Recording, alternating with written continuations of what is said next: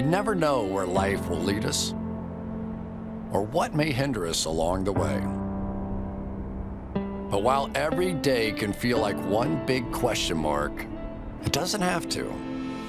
With the right insights, strategies, and solutions from Western and Southern Financial Group, together we can look ahead to leave the unknown behind.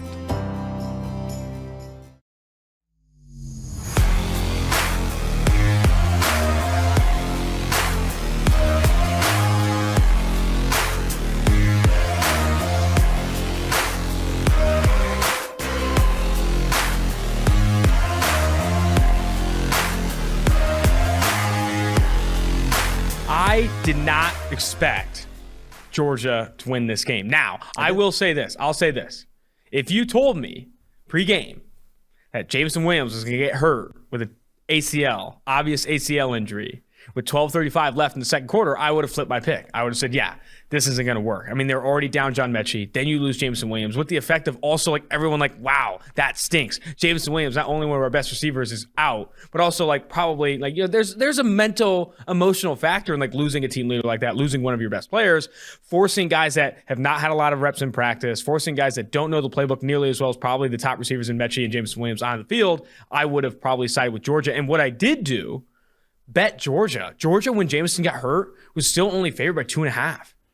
Like you had to. I don't know the Brinks truck, dude. Like once that injury happened, I felt like it was Georgia's game to lose at that point. And then without that kind of fluky, I'm not saying fluky, but like unlucky fumble from Stetson Bennett, and then like a really fluky recovery where the guy didn't even realize it was a fumble with casual like just bring it in.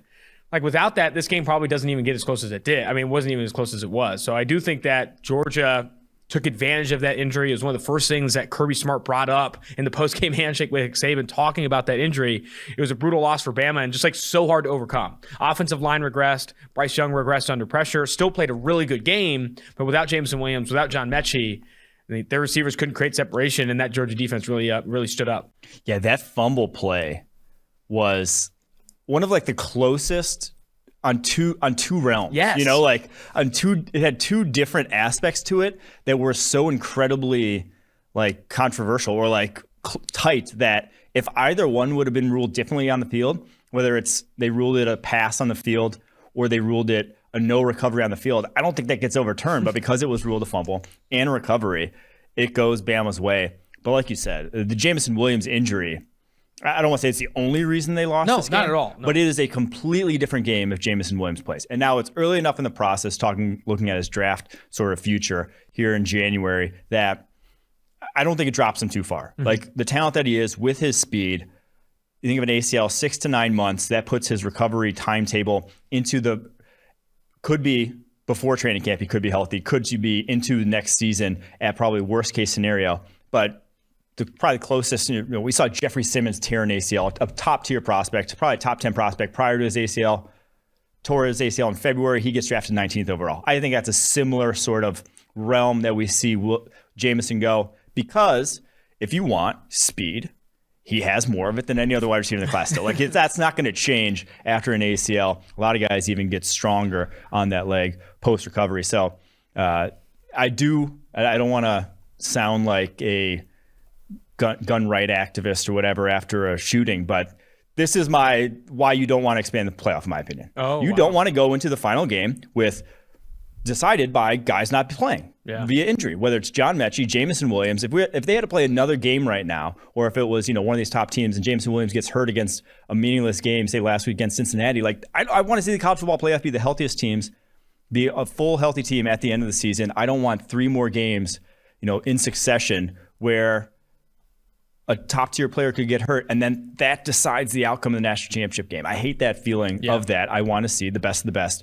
playing each other. I don't care to see Alabama play Oklahoma State to prove that they're deserve to be in the national championship game, Yeah, I do think that it comes down, I love this conversation, right? Like it comes down to, what are you trying to do with the national championship? Are you trying to get the 2 best teams playing each other and the best team winning? If so, keep it. I mean, you could have kept it at the BCS, right? Like you almost could have kept it as just like, hey, Bama plays Georgia. There's no playoff at all, right? Like the only reason they extended it was not to better find who the best team in college football was. It's content. It's content and money. Like, the only positive of expanding the playoff is more content, more money. And that's ultimately why it's going to get expanded. Like, everyone wants to talk about, don't expand it, ruins the game. You're not going to you're going to force things like, an Oklahoma State surprisingly upsetting a Bama, say like Bryce Young gets hurt in a game or something, right? Like, Bryce Young gets hurt in an Oklahoma State game, maybe they do lose. Yeah. And that's obviously that is the risk, right? Guess what that risk doesn't equal? Less money. I'll tell you right now, it does not equal less money for college football. So like, all this conversation of like, it will ruin who picks the best team, like, that's not the point. The point is to make some extra ched from the big people up top. And that's what's ultimately going to happen. I know for a fact it's going to get expanded. Like, that's a fact. Like, it's going to expand to at least 6 teams, maybe 8, because they're going to make more money. If it gets expanded to 8 and it's like a true 8 playoff, I will boycott every 1/8. Stop. I will boycott every 1/8. I'm saying it right now. I'm boycotting every 1/8 and every 2-7. You're not going to boycott it. I'm boycotting every 1/8 and every 2-7. All right, let's get into any other reactions. I mean, I thought Nakobe Dean, insane. Channing Tindall is a monster.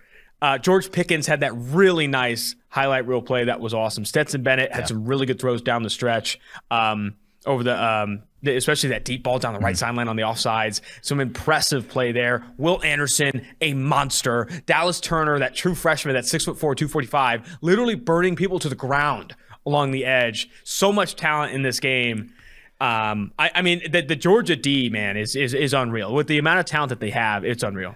There were a lot of people tweeting, like, why do these guys look faster than NFL? Why does this look like it's faster? And some of that's because, like, there are still guys out there that are not, high, like NFL caliber athletes. But I will say, Georgia's linebacking core and the defensive ends for Alabama, those guys are legitimately, like, so Dallas Turner, Will Anderson, the defensive ends for Alabama, and then Channing Tindall, Quay Walker, and Nakobe Dean, the linebackers for Georgia. If those are those are arguably, if they were in the NFL, the most athletic groups at the edge and linebacker in the NFL. Like, those guys are all freak athletes. Like, all those guys in Georgia linebacker core run sub 4.6. Mm-hmm. All the guys in Alabama's edge are like 4.65 and under. Like, those guys are explosive athletes that, they're bringing different. This is why they're 1 and 2 in the nation. They're bringing different horses to the table. It was special, man. I also think Lewis Seen, the safety for Georgia, was flying around the football. A couple more comments on this one, 2 fun ones. One, we were talking in the office when we were watching the game. I know you were at the college football playoff. You haven't talked about that. You got the beanie on. How sick was that? Oh, dude, it was great. It was. So I was in the ancillary press box, and at first I'm like, what the fuck's the ancillary press box? I saw like my seating. Yeah, like I'm the guy they didn't want to invite at first, and they're like, all right, we got to invite him, I guess. But it turns out I was just like in the stands. And so I could cheer. Like, usually in the press box, did you have like a table to work or anything? I had a table that was just in the stands, literally right across from another section of just Georgia fans. Wow. So like, it's going off. Like, it's That's like sweet. You're involved in the atmosphere. And then I also had like our own section behind the tables that had St. Elmo's shrimp cocktails. That was it was quite the setup. They do national. If you've never been to national championship, I was like, I've never been to one. The atmosphere around it was electric. Like, the hotels just had in the lobby just like beer vendors, just like it was a game. Like, they're just handing out beers to people for like $5. I was like, Jesus, this is like, that's heaven. Sweet. Yeah. I think you were about to say in that dialogue, or in that, like, if you've never been to a national championship game, you should. It's like, I feel like, that would be. I was going to describe it to you. Yeah, obviously. I know that was. I mean, it sounds. You should play awesome. Augusta too. So is that like Chris Collinsworth? I forgot about that. Chris Collinsworth on the pod one time was like, if you haven't gone out to Augusta and played 18 holes, you got to try it. Well, I bet that is pretty sick, Chris. Speaking of handing out $5 beers, Stetson Bennett. I joked on the intro that he is our new QB1. He is. Because this guy went hard in the paint, dude. Can we play this, Quinn? This video is absolutely incredible. MVP Stetson Bennett is joining us live. Stetson, good morning, my friend. How you feeling this morning after that incredible performance last night? Have you had a chance to get any sleep? A few hours. Not many. Been wondering about. Not many. Well, you're going to have plenty of time to sleep. Congratulations. And what a story. Not just the Bulldogs, but you. I mean, you start your career there at Georgia. You're a walk-on. You transfer to a junior college. You come back to Georgia. So many people overlooked you. What have you learned about yourself during this journey? Well, I think I'd always had a pretty constant view about myself. I think I learned that life's hard. You got to work for what you want. You got to bet on yourself, just like, all you guys, and just like Michael and, everybody here, everybody who's ever been successful, you got to bet on yourself. And other people might put in some, change on the odds, but, that never really matters. You got to work hard, love the people who's around you, they got to love you, and bet on yourself. What people don't know about that video is that there's also like his IG story. I don't follow him on IG, but he like sent a picture of like a handful of high noons that I think they were giving away. And he's like, interview at 8 a.m., pray for me. I don't think they're giving it away. That was a bar. Oh, was it a bar? Yeah, oh, you just said a bar. Well, either way, he had some hands on some high noons. And I feel like anyone was giving him probably free drinks down the stretch. My take on it is, bravo. Stetson Bennett is 23 years old. Let him send it. 2, he did not sleep before that interview. He said a couple hours. No.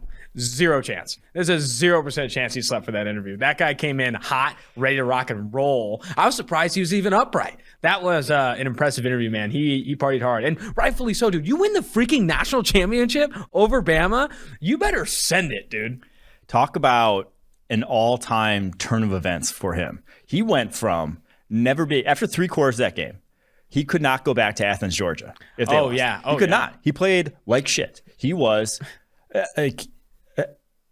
peeing down his leg, for lack of a better phrase. The whole entire first quarter, he would just look very rattled. The moment was too big for him. That first quarter, fourth quarter, turns it around, makes them finally some nice plays, wins the game, and now he can go back to Georgia. Everyone's going to know who that guy is for the rest of his life. It literally becomes verified error. Yeah, biggest turn imaginable in his life happened over the course of probably 45 minutes there. That. Literal life-changing stuff that his fourth quarter there. And his story is interesting, right? He as a kid said to his dad at 4 years old or something that I'm going to be the starting quarterback at Georgia. Not only that, he wins the national championship. And then the other thing too is his post-game answer when they his first interview right after he won. They asked him or some generic question. I thought he was going to be it's all in our teammates. Kirby Smart put us in position to succeed. He's like, I was not going to be the reason we lost. It's I wasn't gonna let it happen. I couldn't let it happen. I was kind of fired up off that. Normally you have quarterbacks kind of receiver came down with a great ball, offensive line played well. Guy went in there dude, I know what the moment was, dude. I fumbled that ball. Alabama goes in to score. This game was over if I didn't make a play, and he did, dude. He freaking rose up. That was sweet, dude. Stetson Bennett, what a freaking legend, literal Georgia legend for the Bulldogs there, and just capped it off with a chef's kiss interview on Good Morning America. What an incredible piece. Before we get into your mock draft, I want to talk about our presenting sponsor of the show. Our presenting sponsor, if you don't know, is Manscaped. And if you're not using Manscaped, you're making a mistake. You're not prioritizing your family jewels, okay? It's New Year, no pubes with Manscaped, presenting sponsor of the Tailgate Podcast. Cheers to 2022 and resolutions you can actually keep. How about having clean and shiny balls all year round? How about it? Our sponsors at Manscaped are here to save your balls this year and make the ball drop into 2022 the cleanest and sexiest ever. Set your first New Year's resolution with good intentions and join the 4 million men worldwide who trust Manscaped with our exclusive offer. Go to manscaped.com and use code PFF for 20% off plus free shipping. It's new year, new me with the global leaders in male grooming. This year, take your grooming to the next level with their Performance Package 4.0 and brand new Ultra Premium Body Wash. To complete the set, Manscaped threw in the Shed travel bag and anti-chafing boxer briefs for the boys as free gifts to keep all your goodies stored comfortably. Anti-chafing boxer briefs, where are those? Manscaped, I'm calling. Where are those at? I need to make a play here. Code PFF to make a play. Cheers to new balls in 2022. Get 20% off and free shipping with the code PFF at manscaped.com. That's 20% off with free shipping at manscaped.com and use code PFF. It's new year, no pubes in 2022 with Manscaped. I'll say this.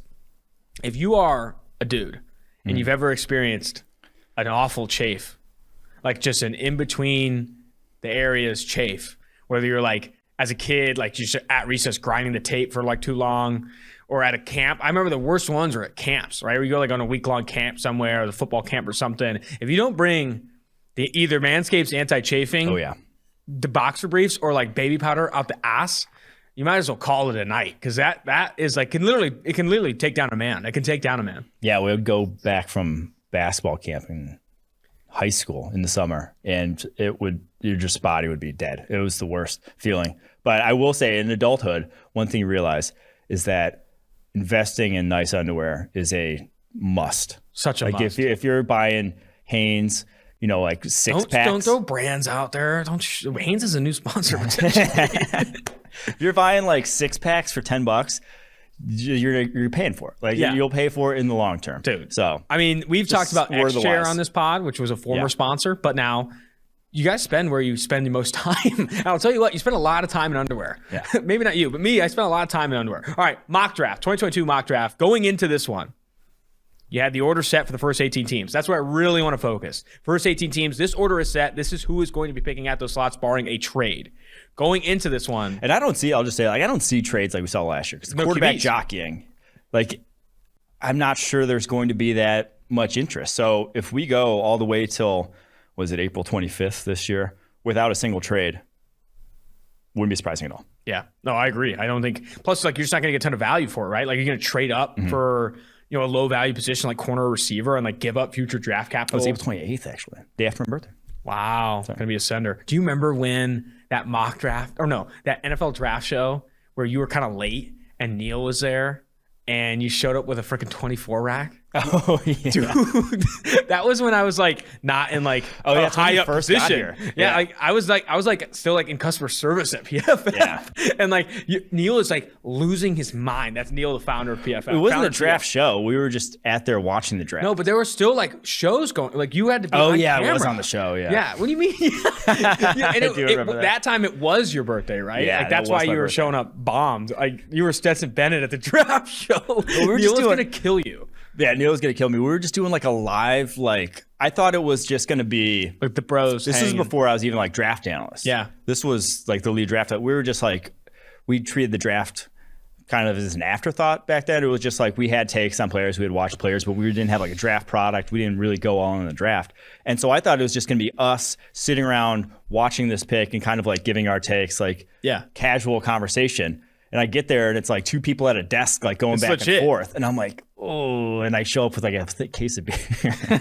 Miller's. Oh, yeah. Of course, Miller's. Why? By the way, we don't have a beer sponsor on the show. Miller and Weiser. Make a play. All right. Going into this draft, before we get into pick by pick. Did you say Anheuser? We just want Miller. Yeah, we want Miller. Sorry. I'm sorry. I can't shade sponsors. You're out here dogging Haynes. And you're Connor Price, sponsor guy, is on the phone trying to make a play. For going into this draft, before we get to pick by pick, what were some of the biggest changes you knew going in? It's I know I got to drop this guy, move this guy up. Were there big movers, big risers, big fallers for you? That's a good question. I knew, so like I said, I went through the quarterbacks, and my biggest takeaway from watching the quarterbacks was that I think Sam Howell is going to go high in this draft. Wow. I do. Sam Howell.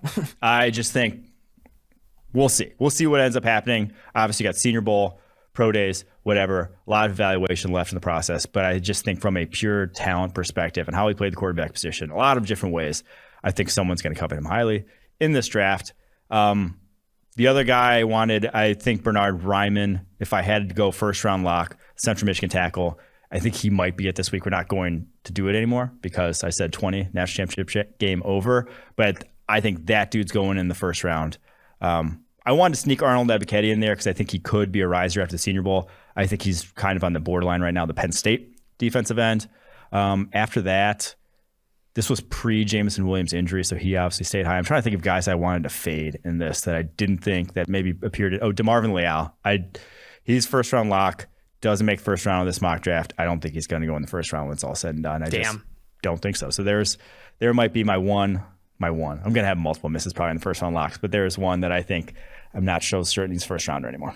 Well, let's get into it, man. Let's get into this. Number one, you have the Jacksonville Jaguars taking edge Aiden Hutchinson. I was talking to Eric Eager at PFF, who's an avid bettor, and he was saying one of his favorite bets right now for draft props, which you can get on DraftKings, which is a sponsor of PFF, is plus 750 that the Jags go Evan Neal. Evan Neal at I do plus like that 750. prop, too. Right now, the draft prop process, or the bets or the odds, it's minus 110. So the favorite to be the number 1 overall pick for the Jags is Aiden Hutchinson. Then Kayvon Thibodeau is plus 110, which is essentially like split. Like it's like the betting market see it as either that guy or that guy. Aiden or Kayvon Thibodeau going number 1 overall to the Jags. If you are confident it's not one of those guys, there is value. And Evan Neal is the 3rd ranked player at plus 750. And then Kenny Pickett, sneaky, plus 1,000. But if you're betting Kenny Pickett plus 1,000. I wouldn't bet that. Yeah, if you're betting Kenny Pickett plus 1,000 to go number 1 overall when they have Trevor Lawrence, you're probably burning money. But I was not opposed to the Evan Neal plus 750 selection, right? And there are some books that are offering that at plus 900. So 9-1. Bet 10 to win 90. Bet 100 to win 900. I know you have Aiden Hutchinson here. I know he's the number 1 player on PFF's draft board, but I guess react to Evan Neal going number 1 overall. That's I think it's going to be Hutchinson, Thibodeau, Neal. I would be like the next odds if I were, handicapping it, whatever, to put, it'd be like plus like 5,000 for anyone else. Maybe that's high. Plus like 2,000 anyone else. Like it's those 3 in my mind that you're deciding over if you're the Jaguars. Or especially like if you're the Jaguars. The only way Kenny Pickett, Sam Howell, quarterback goes number 1 overall is trade. That's the only way. Yeah. So I guess maybe that's what you're banking on, right? If you're betting Kenny Pickett plus 1,000, you're thinking someone's coming up to make a play, which probably is too early in the process. I think that number could get faded.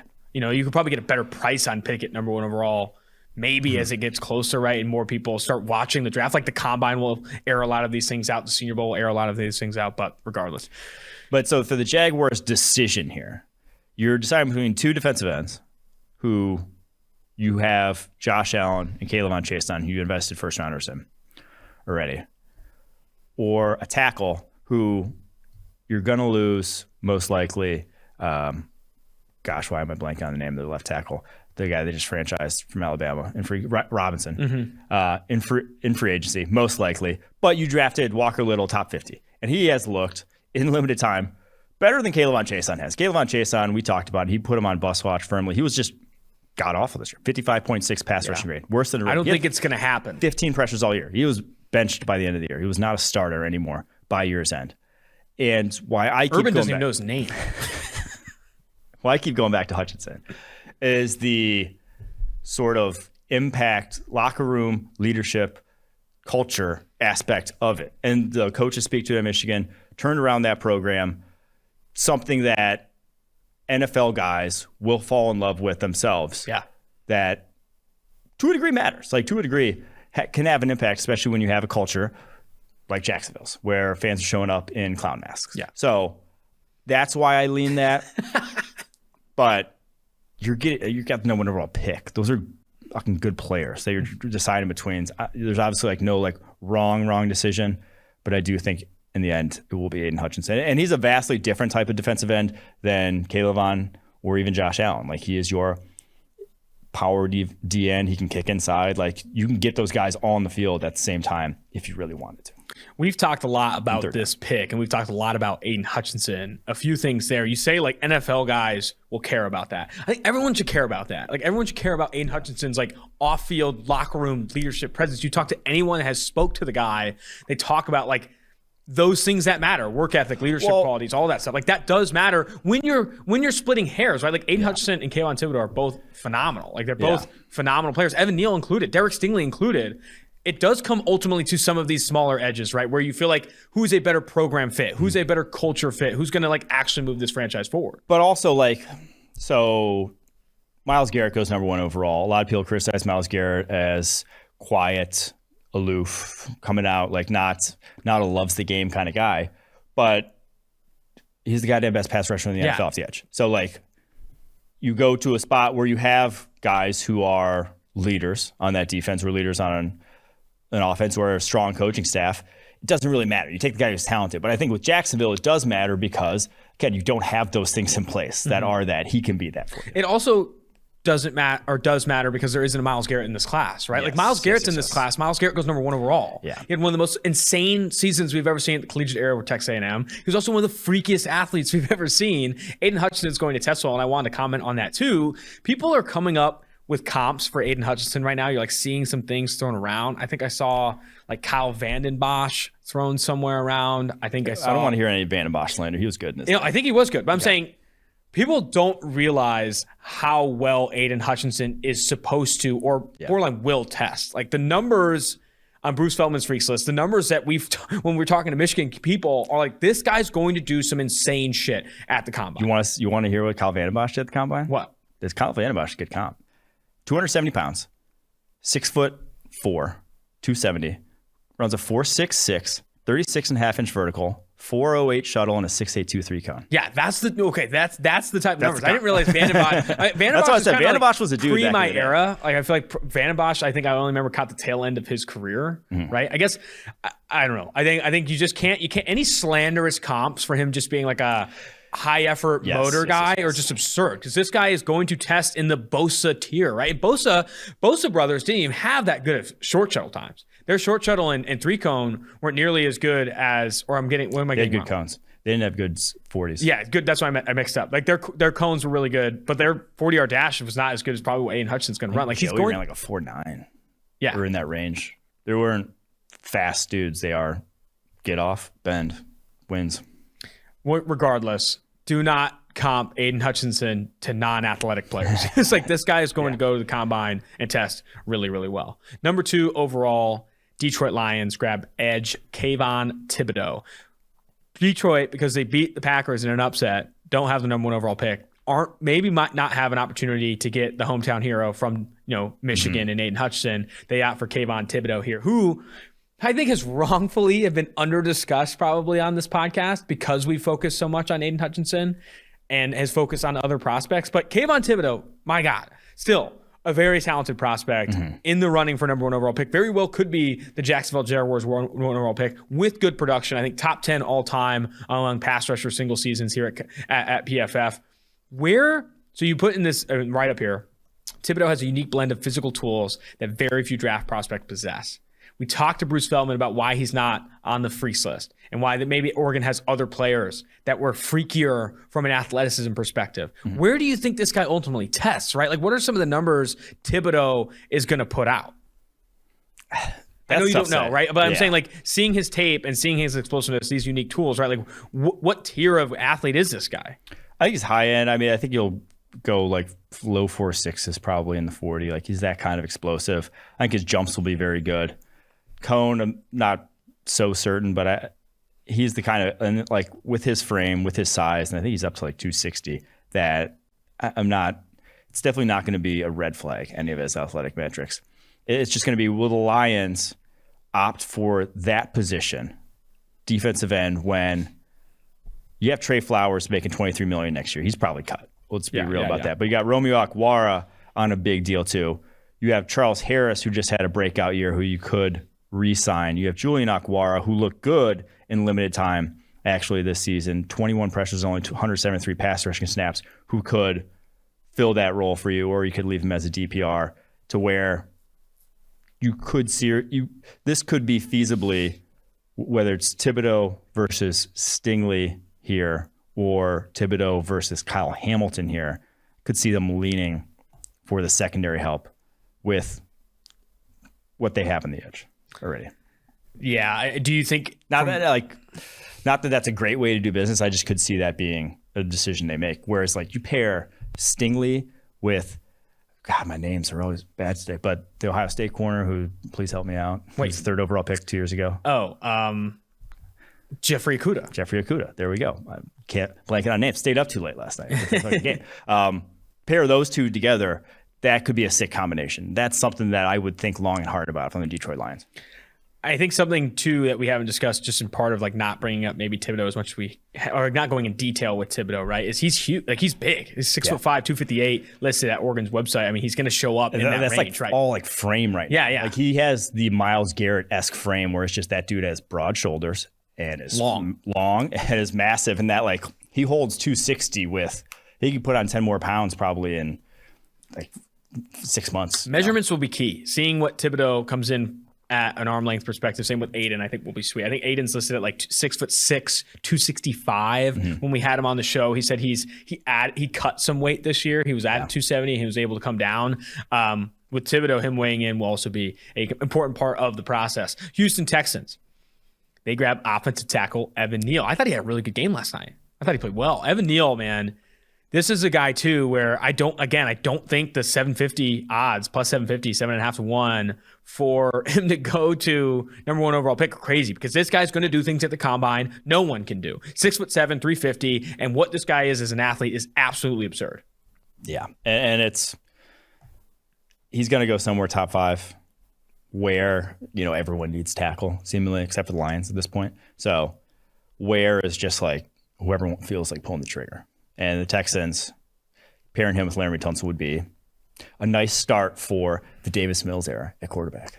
The Davis Mills era. They did not like the pick on fire. It's just we have to vet their religious statuses before the Texans are willing to. Jeez, come on. Don't drag the Texans any more than they need. Number 4. That's a question. Jets. Now, I had this in my mock draft too from a couple weeks ago, and I think I've seen a couple of mock draft simulator sends for PFF, which you haven't done. Mock draft simulator is good fun there. Going out and just trying a bunch of shit, getting people playing GM, I think is always a good time. But New York Jets, they don't want a corner, man. There's some people who are like, that's too early for Derek Stingley. They don't want to make that play. Are they crazy? Are they crazy to think that? All right. So I've heard this a number of times. I would love if someone has some words. I honestly looked for Robert Saleh saying it somewhere that he doesn't value the cornerback position. But when his defense is at his best, you had Richard Sherman on one side. It was the best defense he ever put out in his time as coordinator. So obviously it made a difference. Now it was also probably the best pass rush he had, but it's they go hand in hand. So if someone out there, as Jets fan listening to this podcast, knows where Robert Saleh said he doesn't value corner, obviously they came in with the worst corner group in the NFL this year. So someone they were in there. A joke. They were people were like, name a Jets corner as a joke. Yeah.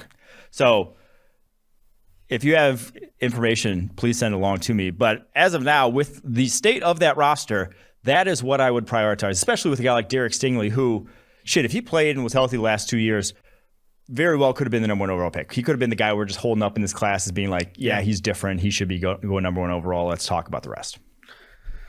I'm with you. I think Derek Stingley it has to be in consideration there, especially because you have, if you're not going to Stingley, not going to go Stingley, I think the next position group you have to look at as a value is offensive tackle or edge. Yeah. And I think Karlaftis at 4 is I don't know if I've given my Karlaftis take to you yet, but I don't think Karlaftis is that far off from the top of this group. I don't think he's tier 1. I wouldn't say tier 1. You got sold by the interview. He got sold. I didn't. No. I'm saying, went back and watched the tape. I think this guy's going to test really well. He's got good size. Production's been there. I think he's improved really a ton over the course of this year. Mm-hmm.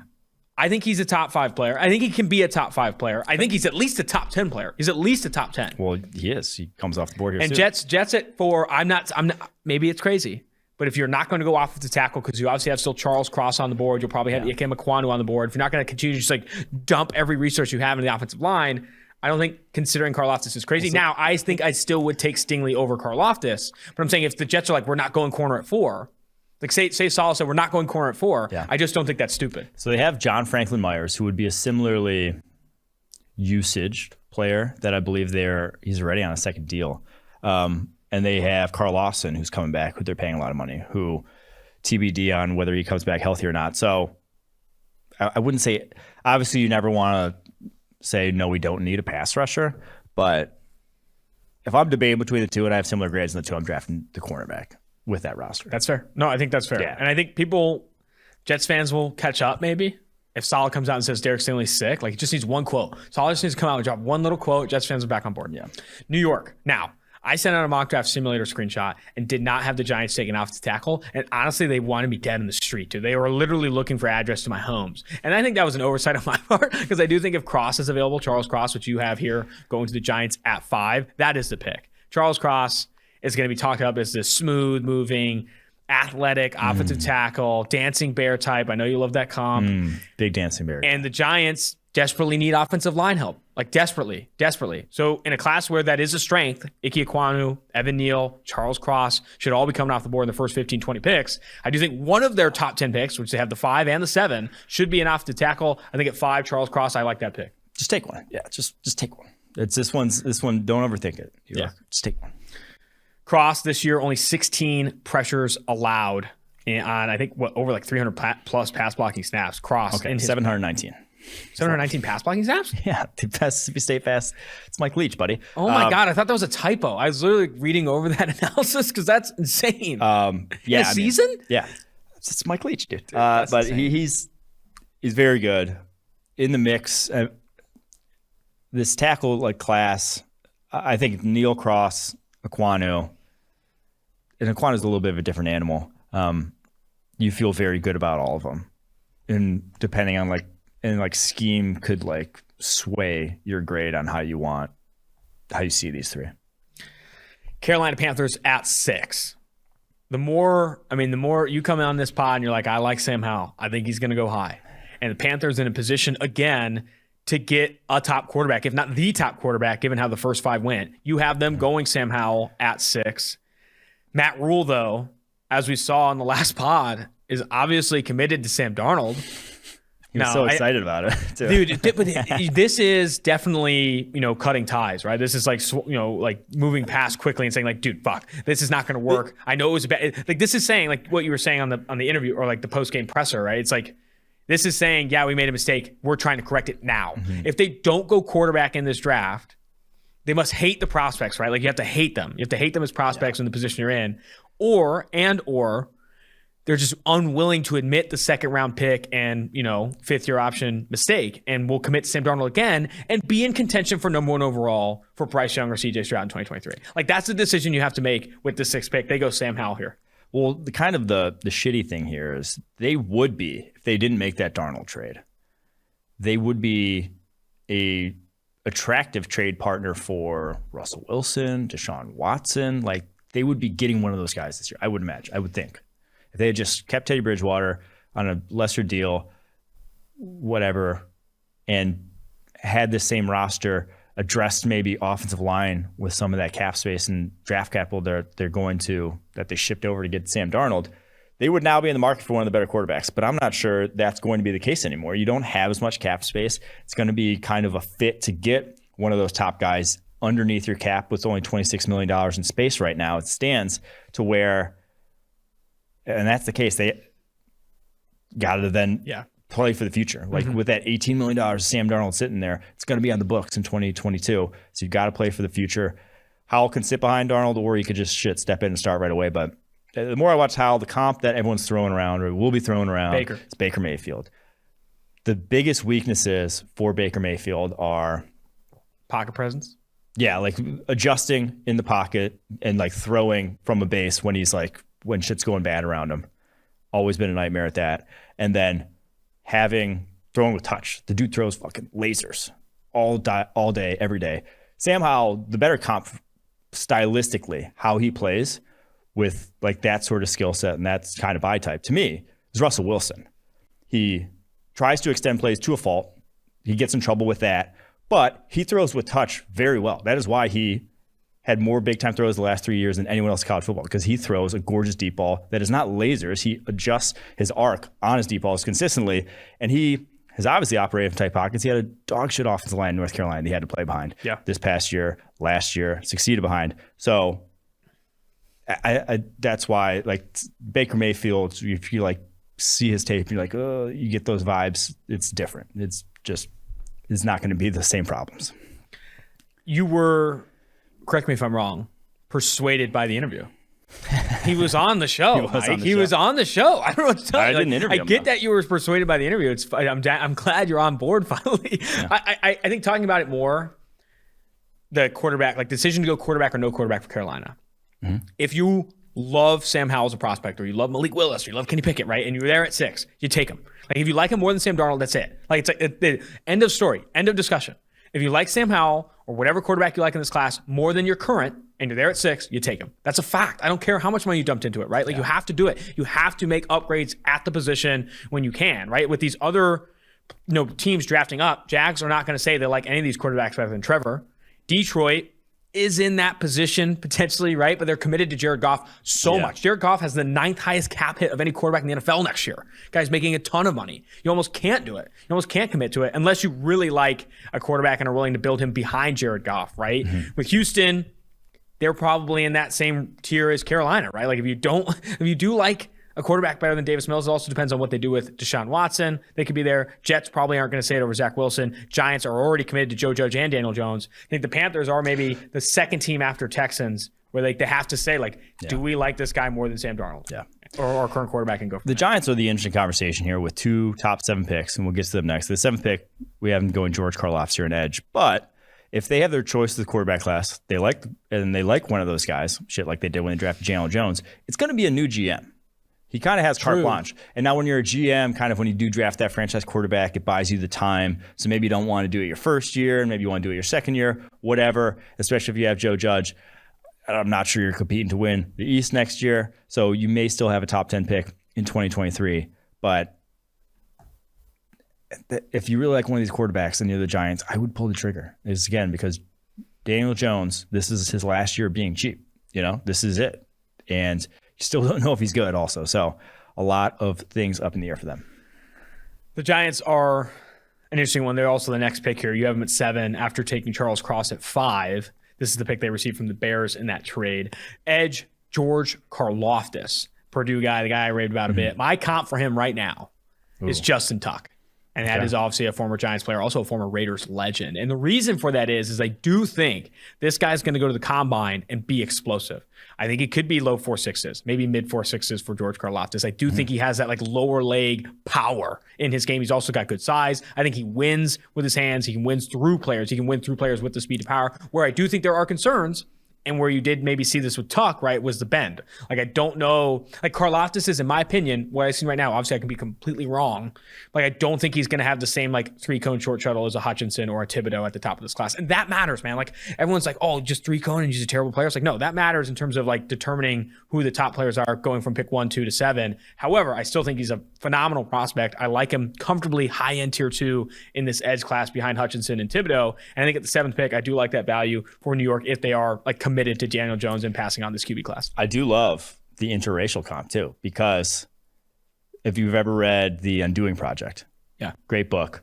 Daryl Morey, the former GM of the Houston Rockets, now I believe works for the 76ers in some fashion, used to only do not allow comps unless they were interracial comps because he thinks people get swayed by pure cosmetics of who a guy looks like, and then you talk yourself into them being that level of player at the next level, when obviously if they're of different race, it's difficult to he talked in that book, which is a fantastic book, The Undoing Project. He talks a lot about just not doing comps in general, right? Like in comps, like there's not going to be a lot of interracial comps. I'm not a big like NBA guy. Like I'm like pretty strictly like Warriors now. I was like Monte Ellis, Andres Biedrins, Steven Jackson, that crew. But like, what a bad crew. He does. Shut up. That was the We Believe crew, Baron Davis. I do think that he talks about there's a player like they miss on, right? And like he like his model, like he's a big analytics guy. His model's like, I love this guy. I think this guy's really good. But his scouts in this kind of like Moneyball scene, you can kind of see it in your head. They're like, nah, he looks like this guy. Reminds me a lot of this player. And then they ultimately sour on him, and he ends up being like a really productive player in the NBA. I don't remember the name. I apologize. But that is a good reason, again, to like, it has to shift your brain, right? Like you have to like move off of like these obvious similarities in like race and like motor. I mean, some of these things, right? And then, like, I mean, that's why I like your Sam Howell comp too. Like the Russell Wilson thing, I think is solid too. And it's also because a lot of a comp itself is a small sample size, it's one person. So like saying he is this guy, you're basing it off of one thing that happened, not a string of things that happened, so that like you're far easily swayed by limited information, and guys fail and succeed oftentimes at the NFL level for things that we don't see, or that have nothing to do with actual physical ability on the football field, On to Falcons. Do you like my Justin Tuck comp outside of, in addition to stylistically? Do you like me as a person? Atlanta Falcons. That's TBD. Yeah. Atlanta Falcons safety Kyle Hamilton. There are some Falcons fans looking to get to the dogs here. They want a Georgia dog, especially after the national championship. They want Davis. They want Dean. They want Tyndall. They want all the. I mean, Darion Kendrick too. They just want Georgia's defense. They want Georgia's defense, which I mean, honestly, I can't blame them. It's a close. It's a toss up right now. I didn't ask you this question on the national championship stuff, but we're talking the offense about if you put the best players on Bama and Georgia, right, together on a team in the NFL, and they were allowed a 90-man active roster, so they got depth for days, and they went against the Giants team, the same one that played in week 17 or 18 with Fromm starting and all that. What's the line? What's the spread? Dude, in Tuscaloosa, Giants probably by like 6.5. Yeah, maybe, right? I mean, it would be a game. So one of the underrated things everyone always talks about. I like those. It's a fun conversation. Everyone always talks about, can Bama beat XYZ team? But I think one thing that's different in college, and the schemes aren't quite as complex and whatnot, but those guys have been in a system for 3 or 4 years. Like they know that system inside and out. Like whether it's the offensive scheme, defensive scheme, a lot of guys come into a team and this is their first year there. They're still kind of, getting the feet wet to a degree, where in college, like the well-coached teams, Bama, don't make a lot of like mental schematic mistakes that, a poorly coached team at the NFL level does. Not that, obviously the biggest factor though is still grown men along the line of scrimmage. We see it with, like I said, defense tackle struggling early in their careers, how it being so difficult to translate on the offensive line. That's going to be the biggest issue for any team. Going to use that as a launching point before we get to 8 and the rest of the picks in this mock draft. DraftKings, we've hit the final week of the pro football regular season, and college football is heading to a close. I guess it is closed for the national championship. DraftKings Sportsbook has an unbelievable offer to get all fans in on the action for this exciting time on the football calendar. New customers can bet just $5 on any football team to win, and if they do, you win $200 in free bets. So let's wind down the season with a big dub. Download the DraftKings Sportsbook app now. Use promo code PFF. Bet just $5 on any football team, college or pro, and win $200 in free bets if they're victorious. That's promo code PFF. This week at DraftKings Sportsbook, must be 21 or older, New Jersey, Indiana, or Pennsylvania only. New customers only. Minimum $5 deposit, $1 wager required. One per customer. Restrictions apply. See DraftKings.com/sportsbook for details. Gambling problem, call 1-800-GAMBLER. On to number 8. So Kyle Hamilton. Kyle Hamilton in some mock drafts has fallen, outside the top 10. I think some of that being positional value. Where do you think his floor is before you talk about the fit with Atlanta? Crazy to me. Yeah, where do you think his floor is, right? What would be like, no way he falls past X? Like, no way he falls past 10, 12? You have him going to the Falcons. You can talk about that next. But I think with this draft class, with the talent level there, sort of like there's not a ton of elite players and there's not a ton of quarterbacks. If he falls past 8, I'd be floored. Like, this is like, I'd never say a floor after Derwin James fell to 17 at the safety position, because that one blew my mind. But if he falls past 8, I'd be floored. Yeah. Falcons fit. You like that? 6'4", 220. I can fit anywhere with him. Yeah. So everyone talked about Isaiah Simmons and him needing like a role. Mm-hmm. I don't think that's the case with Hamilton. I think he's a much smoother athlete and honestly just a much better, a better prospect, whether it's at linebacker or safety. I just think Simmons was a lot stiffer than Hamilton is athletically.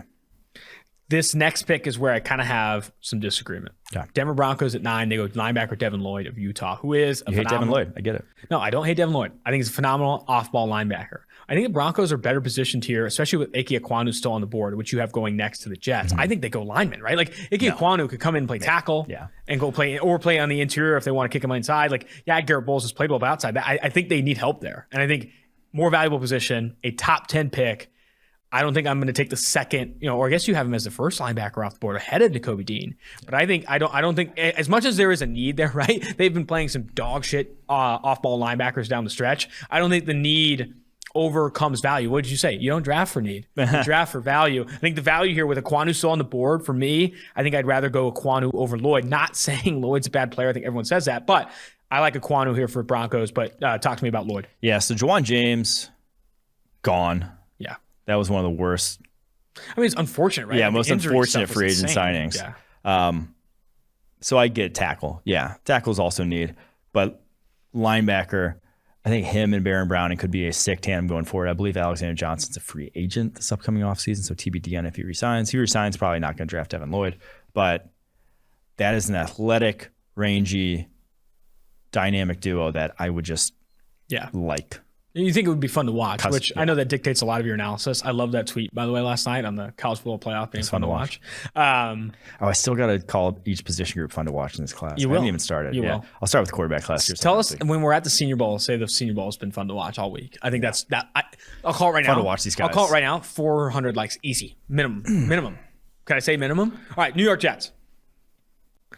At 10, they grab Ike Ekwonu, friend of the show. That makes 3 top 10 picks who've been on this show inside the top 10, which you just, no, 4 top 10 picks who've been on the show, which you just freaking love to see. But 10, Ike Ekwonu, I'm a huge fan of Ekwonu, bully in the run game, and he's improved so much in pass protection, so much that like everyone's calling him a tackle now. I think going into this year, people are like, maybe he kicks inside the guard next year.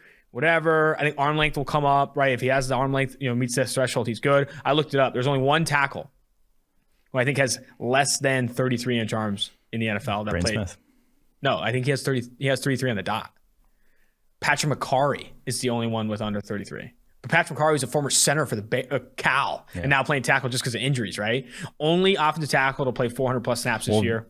Braden Smith didn't even play tackle until he got to the Colts. Yeah, exactly. He played guard at Auburn. Yeah. So these guys were not tackles until they got to the NFL. Braden Smith, 32 and a quarter. Get at it. Oh, I'm an idiot. So I guess Braden Smith. I know my arm lengths. Braden Smith and Patrick McCarry are the only 2 tackles with sub 33-inch arms. That's going to show up. Everyone's like, what does it matter? Just an inch. I mean, it matters, all right? Yeah, just an inch can always go a long way. And Ekwonu, That's why I try to be arguing with my girlfriend. So. just an inch, damn it. No, I think with Ekwonu, I mean, that's going to come up, right? But like you cross this threshold of 33, you're in the money area. So Jets offensive tackle Ekwonu, Mekhi Becton. Yeah. Yes, I'm a fan. Elijah Vera Tucker and then Ekwonu. This thing's getting built up. Yeah, so for the Jets with those 2 top 10 picks, I think one of them, we would love it to be a tackle, offensive line help. And I know everyone else would love a wide receiver, get us number 1. Drake London, I can see here at 10, even after the broken ankle. But I think you can sneak one in the second round if you're the Jets. Like getting Elijah Moore last year. I think they can hit a similar sort of pick at the wide receiver position where a guy is legitimately talented, they make an impact in the second round. Not going to be the case at tackle. Not going to be the case at corner comparatively to Derek Stingley, at least. On to the 11th pick, Drake London. Can I just pause real quick? We have a draft guide ad here in our mock draft, and the biggest face among them is Spencer Rattler. That's got to go. I'll make some changes. I'll work on that. I'll work on that. Ousted. Wide receiver 1 coming off the board here. Drake London, first receiver off the board. Guy who did obviously broke his leg this year and missed out on winning the Biletnikoff Award. I guarantee you, if he just was healthy, right, he could even had a terrible back half of the season. He still would have been the Biletnikoff Award winner. The only reason he didn't win it was getting hurt, right, breaking his leg. 6'5", 210. You've comped him to Brandon Marshall. I'm in love with that comp. I don't love it. I'm in love with it. Washington football team snags him at 11. I think it's a great compliment to Terry McLaurin. And ultimately, if they get a good quarterback, it could be a good situation for Washington. I think getting London here is great. If they like a quarterback, though, if you have Pickett going next to the Vikings, fuck, dude, they got to swing a bat here. It's the 11th pick, right? This is different than the top 10. Once you get outside the top 10, I mean, the range of outcomes starts to reduce. I need to see quarterback for Washington here. If you like one of these guys, right? If Howell's there, if Pickett's there, Willis, Corral, make a play, dude. I think you have to make a play in QB. My thought was this is a team that's going to get one this offseason. Okay. Some way. You're foreseeing the future. Yes. That's was my thought. And that's my thought with the next pick after this. But if you get a quarterback this offseason, Drake London is probably the wide receiver I would target here with Terry McLaurin in tow, with Curtis Samuel in tow. This is your 3rd and 5 guy, 3rd and 7. Those guys, McLaurin and Samuel are sub 4.4s. Those guys have speed. You got that in the bag. You got guys who can yak in the bag. You don't have this type of wide receiver if you are the Washington football team. So that's why I go London here. Yak in the bag? Yards after catch. In the bag? That kind of sounds like it's not great. Daytona Beach. Minnesota Vikings, I kind of allude to it, but Kenny Pickett, Pittsburgh quarterback. He's the second quarterback off the board. Yeah, Sam Howell going to Carolina, Pickett to Minnesota. Does this mean they move on from Kirk Cousins in this future you're drawing up? Yes. And where does Kirk Cousins go? You have a new head coach. You have a new GM. You have no ties. And if you have no ties to Kirk Cousins, I'm not sure you're going to walk in and be like, I love this. Especially how much money he's due. Exactly. And how much money and how shrewd he is as a negotiator for his future contracts. So, yes, I could see them wanting to get out from under the balloon that is $45 million on their cap next year. That's tough.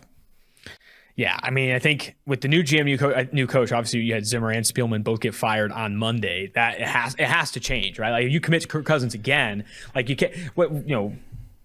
What's that expression? Doing what's crazy if you keep repeating it, something like that. I mean, going back with Kirk Cousins. The definition of insanity. Definition of insanity if they go back with Kirk Cousins this year. Yeah. Move on from him, spend that money elsewhere, upgrade this roster, maybe go the rookie quarterback route and try and develop something there. I think that makes a ton of sense. 13, Cleveland Browns. Jameson Williams. Not RIP. I tweeted last night, I still think he goes inside the first 20 picks. Speed matters. And depending on the ACL injury, right, if it's a clean ACL, there is like a decent recovery time in play. I kind of take it to, you remember Marquise Brown? And he was hurt at the combine, and he was able to go to the combine, but he wasn't able to test. He had like that lingering foot injury that he suffered in the Big 12 championship. And he showed up really light or whatever. Yeah, showed up like what? I think it could be similar to that. I know the ACL is different, whatever. Like, the recovery time is more concrete. Like with Brown, it wasn't obvious like when he'd be back, but he did miss a lot of the offseason. I think Jameson Williams, and he still went, by the way, 25th, I think, to the Baltimore Ravens. Like Jameson Williams, I still think, first 20 picks, maybe that's rich, but first round player, right? Like, and 13.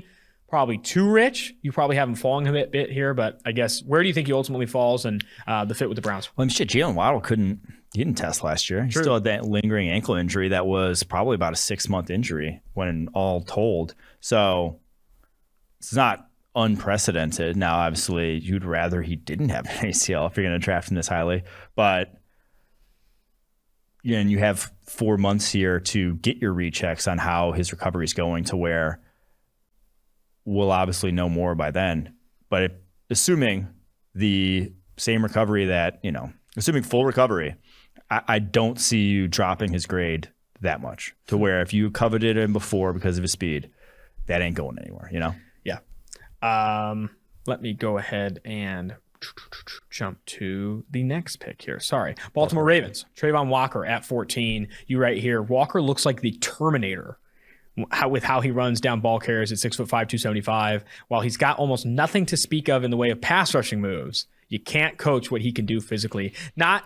Who did he run down yesterday? He made a play like 30 yards down the field yesterday. Trayvon Walker. I don't know if I caught that. I was kind of like upset. It was a pass. I think he ran down a pass as a defensive lineman, like 30 yards downfield. Maybe it was a run, but at 275 pounds, he's probably going to run in like the 4.7s. Really? At that size? My God. Is a monster, this dude. And the Ravens, that's just their track record. They develop defensive linemen. They draft these guys, and they make something out of them. So I could see them coveting that skill set.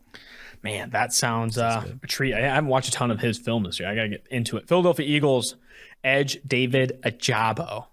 Now, so I guess I'll Lance Zierlein, who's been on this show before. He's also, I think, the draft guy draft analyst for NFL Media. Mm-hmm. He said Ajabo might have a better pass rushing ceiling than Hutchinson, and he's like, talk, baby. Yeah, ceiling talk is always great. Ceiling talk's always great. Whew. But Ajabo, he said already, like, can't even play like on rundowns, right? Like he has to improve there. It's the guy that we've talked about who's from Scotland, like originally like born, I think, in Scotland. Scotland. That was bad. Who went to the United States, didn't start playing football till late, like had to learn like what a spike was. Not from like Scotland. I think he was from. Really? I thought he was born in Scotland. Let me look. I'll look it up. But anyway, Ajabo, 15 to the Philadelphia Eagles.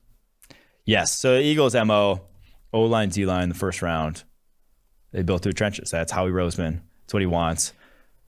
Ajabo, maybe he's a little bit of a project, but I don't think that scares away the Eagles. That's, again, they've been doing that his entire tenure and it won them Super Bowl. So I think they are going to address those high-value positions once again with those 3 first-round picks. I'm going to say something that I think is maybe you're going to hate. Everyone in the draft is a project. It just depends on like how much investment you need to like get that project professional and working well in the NFL. Ajabo was born in Nigeria. Born in Nigeria. There you go. I think I had that written. He's Moved to Scotland when he was 7. But so born in Nigeria, moved to Scotland, and then I think he settled in New Jersey. But but what a guy can't see the field on rundowns, that's like a little bit more of a project. Yeah. Kind of like Jason Oweh last year, who really didn't even start until his junior year because, you know, you're behind the 8 ball. But when you have an excuse, when you have like a reason where you've only played football for 5 years, like Ajabo, like Oweh, like some other guys, that's when you've been that guy your entire life and played football since you were in Pee Wee and you're still a project and maybe you're a redshirt senior. It's like, where are we going? You know, I mean, he's definitely in this tier of project where I have not played a lot of football, right? And like still needs to develop a ton from that perspective. But like all these guys, right, like need to get better in the NFL. Philadelphia Eagles at 16, Ahmad Gardner. Moving him up. Didn't you move up to the draft board too? I think he's up in the top 15 on PFF's draft board. The cornerback for Cincinnati, physical guy. I can't believe I called him Ahmad. His nickname is Sauce, and I should be saying that more. Sauce Gardner, Cincinnati, going to Philly. We tweeted that out, and I think Darius Slay retweeted it. Darius Slay wants some help out there in Philly. He's like, what the fuck I got across from me?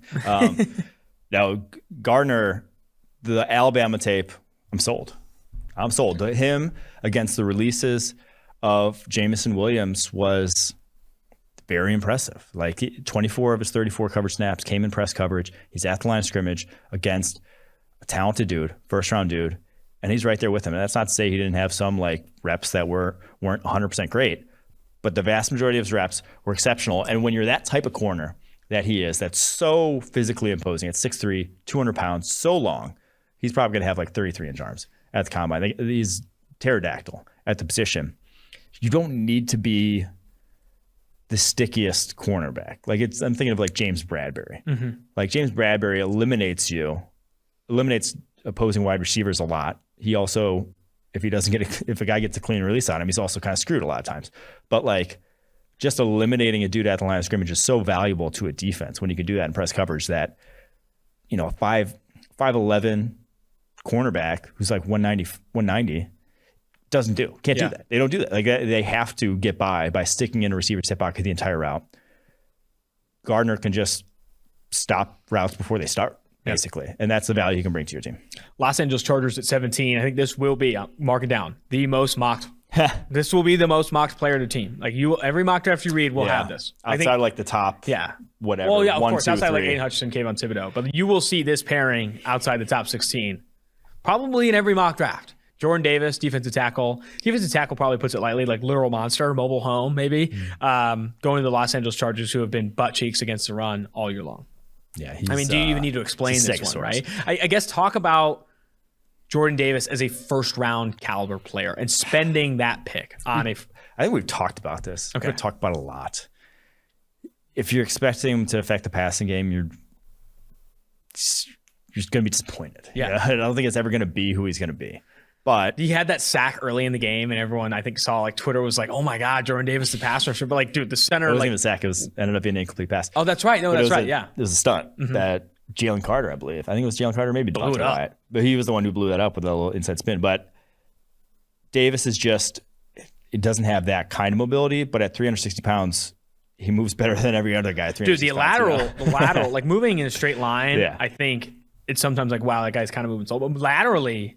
I mean, it's why he's so good against the run, right? Like he can move gap to gap like a motherfucker. This guy is like insane lateral. Yeah. So just watching this Charge defense and a lot of these light box defenses, you have to have the DTs have to stop the run. You know, that is, you can That's get a good by comment too. When you're the Chargers with Joey Bosa rushing the passer. That can be your pass rush. Now, obviously, you'd like another one, but at 17 overall, you're not getting the sort of cream of the crop in the pass rushing class, but you can get the cream of the crop in run defense. You can get the guy that it's about as sure. I never struggle to call a guy a sure thing, but about as sure a thing in run defense as, you know, we've seen since, I don't know, it's like Vita Vea. Like he's not Vita Vea's prospect. Vita Vea moved way better than Jordan Davis did. Vita Vea was a true freak, but Jordan Davis will hold up to double teams, will two gap 1-on-1, and you can feel good about him in the running game. And that's something that shit do not even come close to having right now in this Charge defense. Yeah, and I think that's another. I think Eric wrote a piece about Can get value. Jerry Tillery from not playing 850 snaps. Bus watch, right? Have you put him on bus watch, Jerry Tillery? He was. We've written off. He has flashes, though. I'll just keep saying it. Stop. He plays too many snaps. I'm talking myself in. Jordan Davis. Anyway, Eric Eager. I keep bringing up Eric, but he does a lot of great work for PFF. He's like the literal lead for research and development at PFF. Also a good friend of mine. He wrote a piece on the value of nose tackles. Yeah. And like when you want to run a ton of too high and you want to run light boxes to encourage people to run, that doesn't mean they can just run for 8 yards a pop. And a lot of the reason why teams can get away with that is you have a beefcake like Jordan Davis up top that can make the plays that he can, two gap like he can. So the value of run defense by itself, right, can sometimes get scoffed at by analytics. The run game in general can get scoffed at in terms of value, but in terms of the value of like having one guy that can do a lot of things against the run, like multiple gaps, that's what Davis brings. And the more I talk about that, right, and like he doesn't have value as a pass rusher. He doesn't have value as a pass rusher. If he can do that, and you know he's going to do that, I can get talked into bringing him as a top 20 player, right? Like, right? So if we think about, value. You have Linderbaum going a few plays later, right? I mean, Linderbaum, another interior lineman that has low value on the positional value chart, and like no one's even gonna bring that conversation up, right? But then it's like Jordan Davis is gonna play 550 snaps. The snap question is legitimate. Yeah, and Kirby Smart even called that out in his post game last night. He's like, people called us out saying we were, not conditioned. I think some people did talk about the Jordan Davis stuff. We talked about the Jordan Davis stuff. If you can also in these interviews, right, talk about Jordan Davis and like why he's coming off the field, and is it because there is some conversation around like they just have so many talented players. Like why not keep a fresh rotation? If Davis can come in and play 600, 700 snaps, that's a different story. Yeah, I mean the last drive of the game, or before the pick six, Davis wasn't in there. Yeah, and there's a reason because that's fair. All right, we'll cover the 18 pick and then kind of speed through the last ones because obviously those are unfinalized. When the Raiders go to the Super Bowl, they're not going to be picking at 23, they're going to be picking at 32. Yeah. 18. And David Carr will be making the argument that he's the most valuable player of all time. Maybe he is. 18, New Orleans Saints. This is a dream scenario for them. If they have an opportunity at quarterback prospect like Corral at 18, which I think they could be in this class, I think this is awesome. I think at 18, getting an investment in Corral, maybe you're getting a discount because of the injury he had in the bowl game, is where this team needs to go, right? They have so much talent on both sides of the ball, like talent all along the offensive line. Alvin Kamara, Michael Thomas should be coming back from injury, all the shit. Where they need to do, what the New Orleans Saints need to do is get cheaper at valuable positions. Well, hell.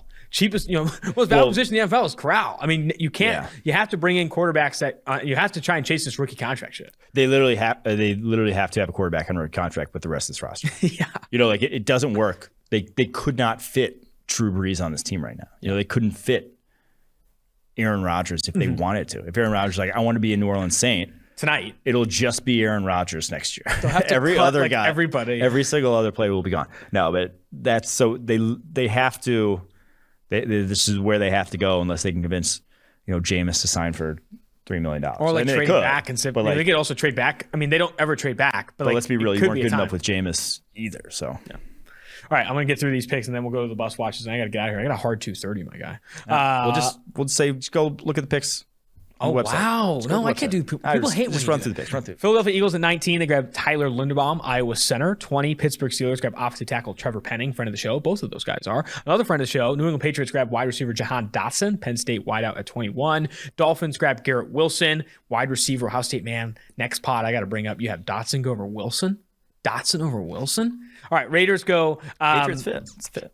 Raiders at 23 grab cornerback Andrew Booth Jr. of Clemson. 24, Arizona Cardinals grab San Diego State legend Cameron Thomas, the edge defender. At 25, doubt they make it this far when they lose to the Raiders, but Cincinnati Bengals, interior offensive lineman Kenyon Green. Bills, cornerback Trent McDuffie, Washington. Dallas at 27 grabs Nakobe Dean of Georgia. 28, Tampa Bay Buccaneers, Roger McCreary of Auburn. 29, Kansas City Chiefs, wide receiver Treylon Burks. 30, Detroit Lions, Desmond Ridder, Cincinnati. Tennessee at 31, Arnold Ebiketie, Penn State. And at 32, Bernard Raymond of Central Michigan. Bus Watch, Super Bus Watch, etc.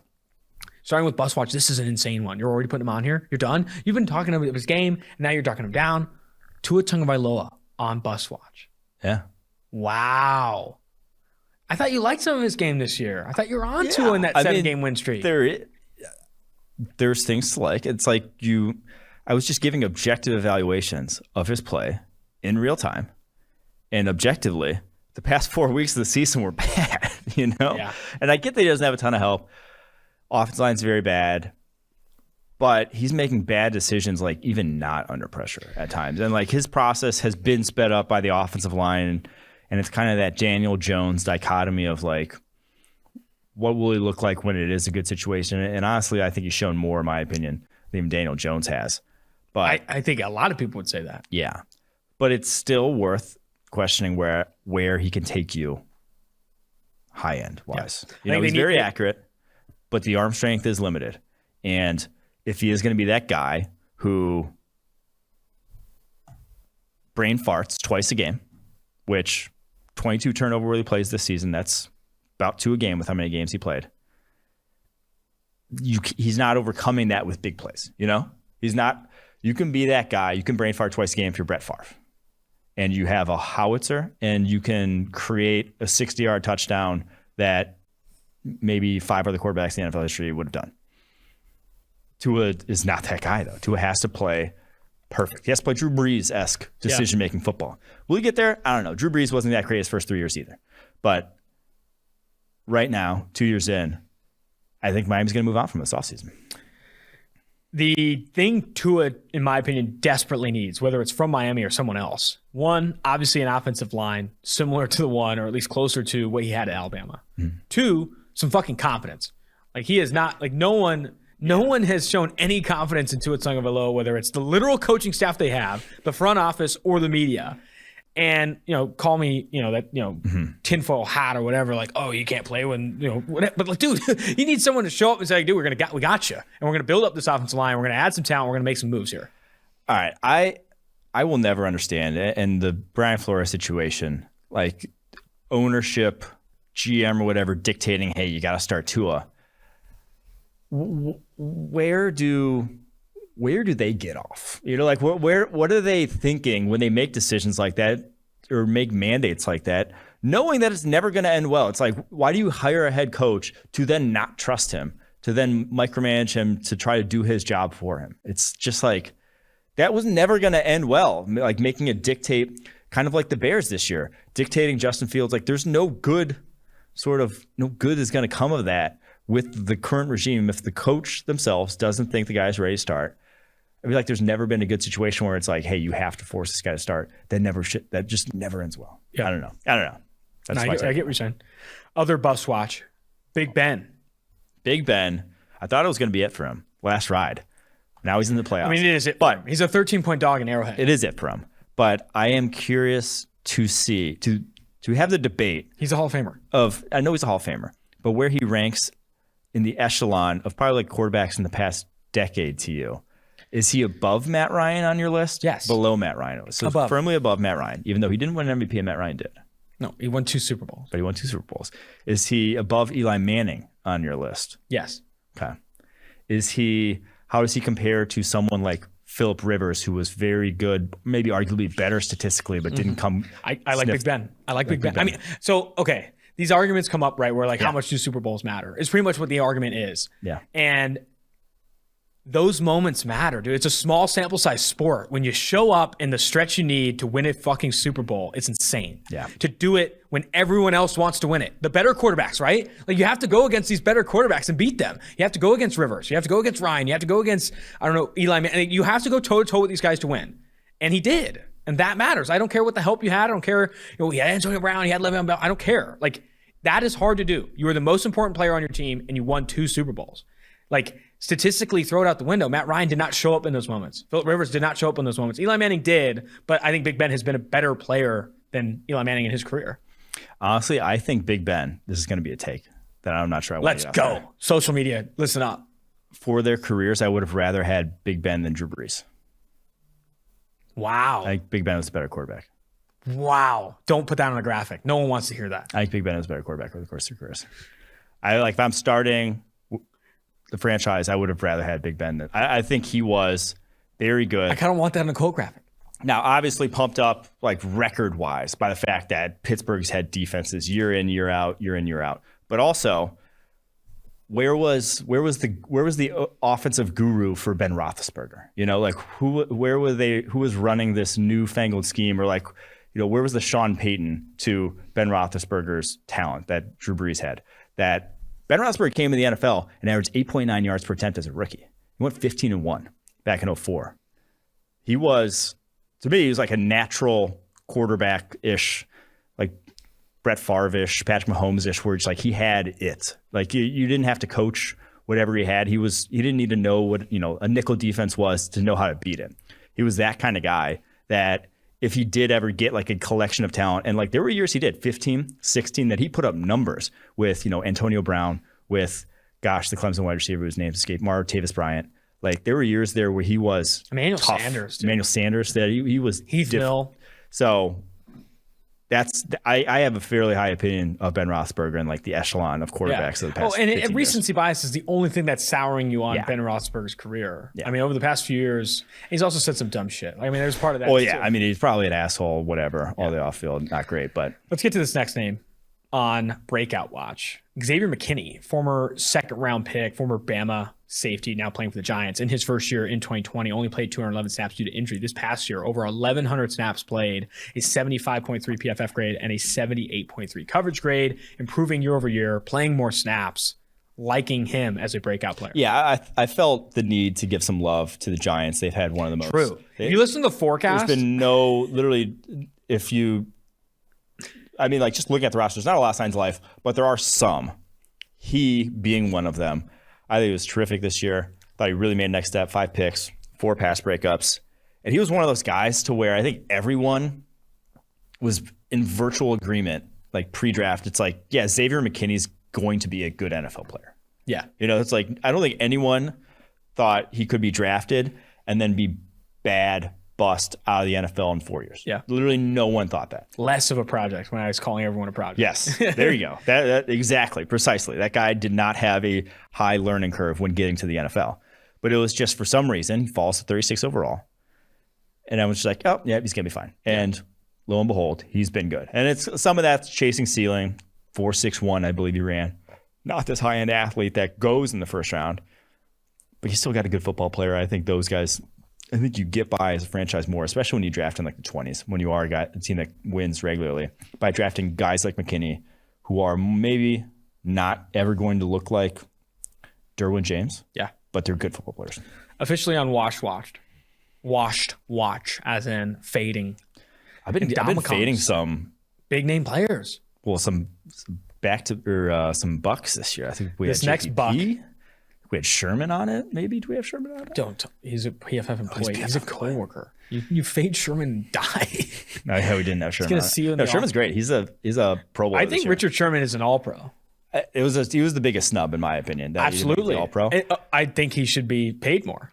Yeah, But not us. We don't have that money, but I think Tampa Bay should maybe show him a couple more dollars. But the thing about Ndamukong Suh though is I didn't that announce the name. You're just going to tell us. Ndamukong I'm using Suh. the Ndamukong Suh now. I wanted to, can I lead in with this? Ndamukong Suh, 2018, 80.0 PFF Are you grade. pronouncing the G in Ndamukong? Ndamukong? Pronouncing it like Donkey Kong. Do you pronounce the G? Let me look up the pronunciation. Ndamukong. It's definitely Ndamukong. I think Why it's did he never just Ndamukong. go by Kong? That's a good question. Because I think it's Kong pronounced Suh? Ndamukong. Like, Is it? let me look this up. Okay, I'm going to. You look it up. Okay. I will say why Ndamukong Suh. Yeah, it's not. There's no G. But so he's the ultimate. So he's played like Oh, it's Ndamukong. he's played an insane amount of snaps in his career. Sorry. Dude's averaged over 900 snaps a season for his entire NFL career. He's never gotten hurt. Like seriously hurt. Still playing 718 snaps this year at 35 years old. Wow. True Iron Man of Iron Men. But also at that like snap level, like I think he could for one game if he wanted to put it together. Like he still probably has it somewhere. Yeah. But just asking a 35-year-old to like go week in and week out. I mean, he had a 49.4 overall grade this year. Yeah, He's a he's been legit bad this year. liability. I mean, his grade for has them. literally fell over the last 4 years. Yeah. Like each year it's gotten worse. I mean, age catching up to Ndamukong. It's Ndamukong. Yeah. Okay. Ndamukong. That's why he never won by Kong. But fuck. Kong Suh would have been a sick nickname. Did he go number 1 or number 2 overall? 2. I mean, it was the difference. It honestly was the difference. If he goes by Bradford, Kong him, Suh, he's number 1. McCoy. Yeah. Would you rather have 2010. McCoy or Suh in your careers? Suh. Yeah. Sue has been a monster. Last one here, and then I got to wonder if do we put him on bus watch? We talked about him as a potential Hall of Famer. Whiff watch. Finally. I've talked about the whiff on this. I think we like did it last year. Yeah. But post year 2, after the week 18, Justin Herbert, a whiff on the PFF draft board going back to that 2020 draft where he was the 30th overall player. So still in the first round conversation. Not that big of a whiff, but no, it's a big whiff. How do you avoid this miss again? That's what I think what everyone wants to know. How do you avoid missing on a Herbert? I mean, I don't know if we're going to see a lot of a Herbert type of players, but like, how do you avoid missing on Herbert again? Say you were given another chance. I think you really have to focus on what a guy can do and not focus on, so like really be forgiving for negatives or like for like, I mean, we had, who was it? Bucky Brooks on this podcast came on, and it's like one of the oldest scouting things he's ever learned. When he was first an NFL scout, that guy, he was like, the biggest thing I remember is he says his boss would tell him, do not tell me what he can't do. Tell me what he can do. Yeah. And it's up to us to fix what he can't do. Yeah. And with Herbert, I mean, you remember talking to Nagy in that process, Jim Nagy, who had him at the Senior Bowl, dude talked about him like he was God, and like rightfully so, right? Because what Herbert can do is what's showing up in the NFL. And I think I even said in that pre-draft, I was like, it's weird that I'm talking about a guy and having concerns about him when the concerns aren't arm strength or really accuracy related. Like I wasn't particularly concerned about the arm talent. It was a lot of the other things about the quarterback position. And all of a sudden, like year 1, year 2, different offense, more talent around him. Those are not concerns anymore. And a lot of it was like, some of it was like personality related. He just made some weird decisions in big games down the stretch. I remember like him down like 20, taking a monster shot, diving for the goal line in a game with like 30 seconds left. He would like slide short of third down or of the line on like third down. So you just like make weird decisions back at Oregon. And it's just like, what's going on? And like he even had that like weird QB sneak as a rookie, where it's like sometimes that happened with him, but I think I overvalued that and thought it was going to be more of an issue, to where the arm, the athleticism, the mobility was so special. And that's kind of like where I come back to. I want to give the one person comp or like the small sample size, but how I feel about Sam Howell watching his tape. I'm like, it's such a weird offense that just doesn't give him options. Like it gives him like one option on a play a lot of times, where it's like a lot of times you'll be like, oh, he's one read and then runs. It's like a lot of that's the offense that he's in. You know, also, I mean, you can't understate how bad that supporting cast was this year. Yes. And like no supporting cast, bad offensive line, and he has tools. Like the concerns with Howell are not arm strength related and they're not accuracy related, you know? So like that's a good starting point when you're talking about a quarterback transitioning to the NFL. Fantastic stuff. What a phenomenal podcast. This next episode, we are going to take on the mailbag episode. And then starting next week, I asked Mike, bonus mailbags are back. 4 episodes a week starts next week. How do you leave a mailbag? Speakpipe.com/tailgate, leave a voicemail, or leave a review on Spotify or Apple Podcasts with your question in there. Let's get to Spotify, you'll have to DM us. Yeah, Spotify and then DM a screenshot. You're right. No, you're right. Let's get to these interviews now. Houston cornerback Marcus Jones, and then also the Boston College offensive lineman Zion Johnson. Welcome into Tailgate. I'm here with Houston cornerback Marcus Jones. Marcus, great to have you on the show. Thank you for having me. We are excited to have you on, man. You have been a guy that has consistently graded well for PFF, playing at Houston over the past 2 seasons now, over 85.0 PFF grades. And even at Troy, before you made the transfer, had 75 plus PFF grades in both those years at Troy. Overall, super impressive collegiate career through 2 programs. But let's start with the recruiting trail. Let's start with the decision to go to Troy. I know you said you're from Alabama. What all went into that decision to go to Troy to start off? Originally, I was committed to Purdue first off, and then it was a coach's change. So I ended up actually, pursuing Troy and everything, and also being closer to my family because Enterprise is like 30 minutes from Troy. So I wanted to go ahead and go to Troy and basically let my parents see me perform at the collegiate level. Gotcha. Yeah. And I think that has been, obviously had a really good start to your career, and then you ultimately make the decision to transfer to Houston. I guess walk me through that call as well. Basically, a new coaching change ended up coming in and everything. And the coaches that came in were great coaches and everything, but I just wanted to show that I could play at a higher level. You know what I mean? So I ended up going into the American Conference. You know, people call it the Power Six. And, you know, the Sun Belt doesn't really get that much love, you know, as much as the American Conference does. So I just wanted to end up going to a higher level and trying to basically, you know, challenge myself and, you know, see if I can do it at the higher level. And I want to go back to high school a little bit. You played defensive back in high school, but you also played basketball as well. What all positions did you play throughout high school? And I guess what all sports did you play? I ran track, I played basketball, and I also played football. So I basically, in football, I played safety, corner, anywhere, you know, receiver also, and everything like that. And then, you know, basketball, I played point guard and shooting guard, and then ran track like the 100, 200, and 4x1. Oh, wow. Yeah. That's, you know, I think track, basketball, obviously that background kind of shows up. You have a lot of versatility in your game. I want to talk also, you know, as much as we want to talk about your coverage ability, and it's been where you've like shined the brightest. You're also a bit of a return specialist, right? You have been really good as a punt returner, really good as a kick returner. Is that something you even did dating back to high school, or is that something you kind of picked up in your collegiate career?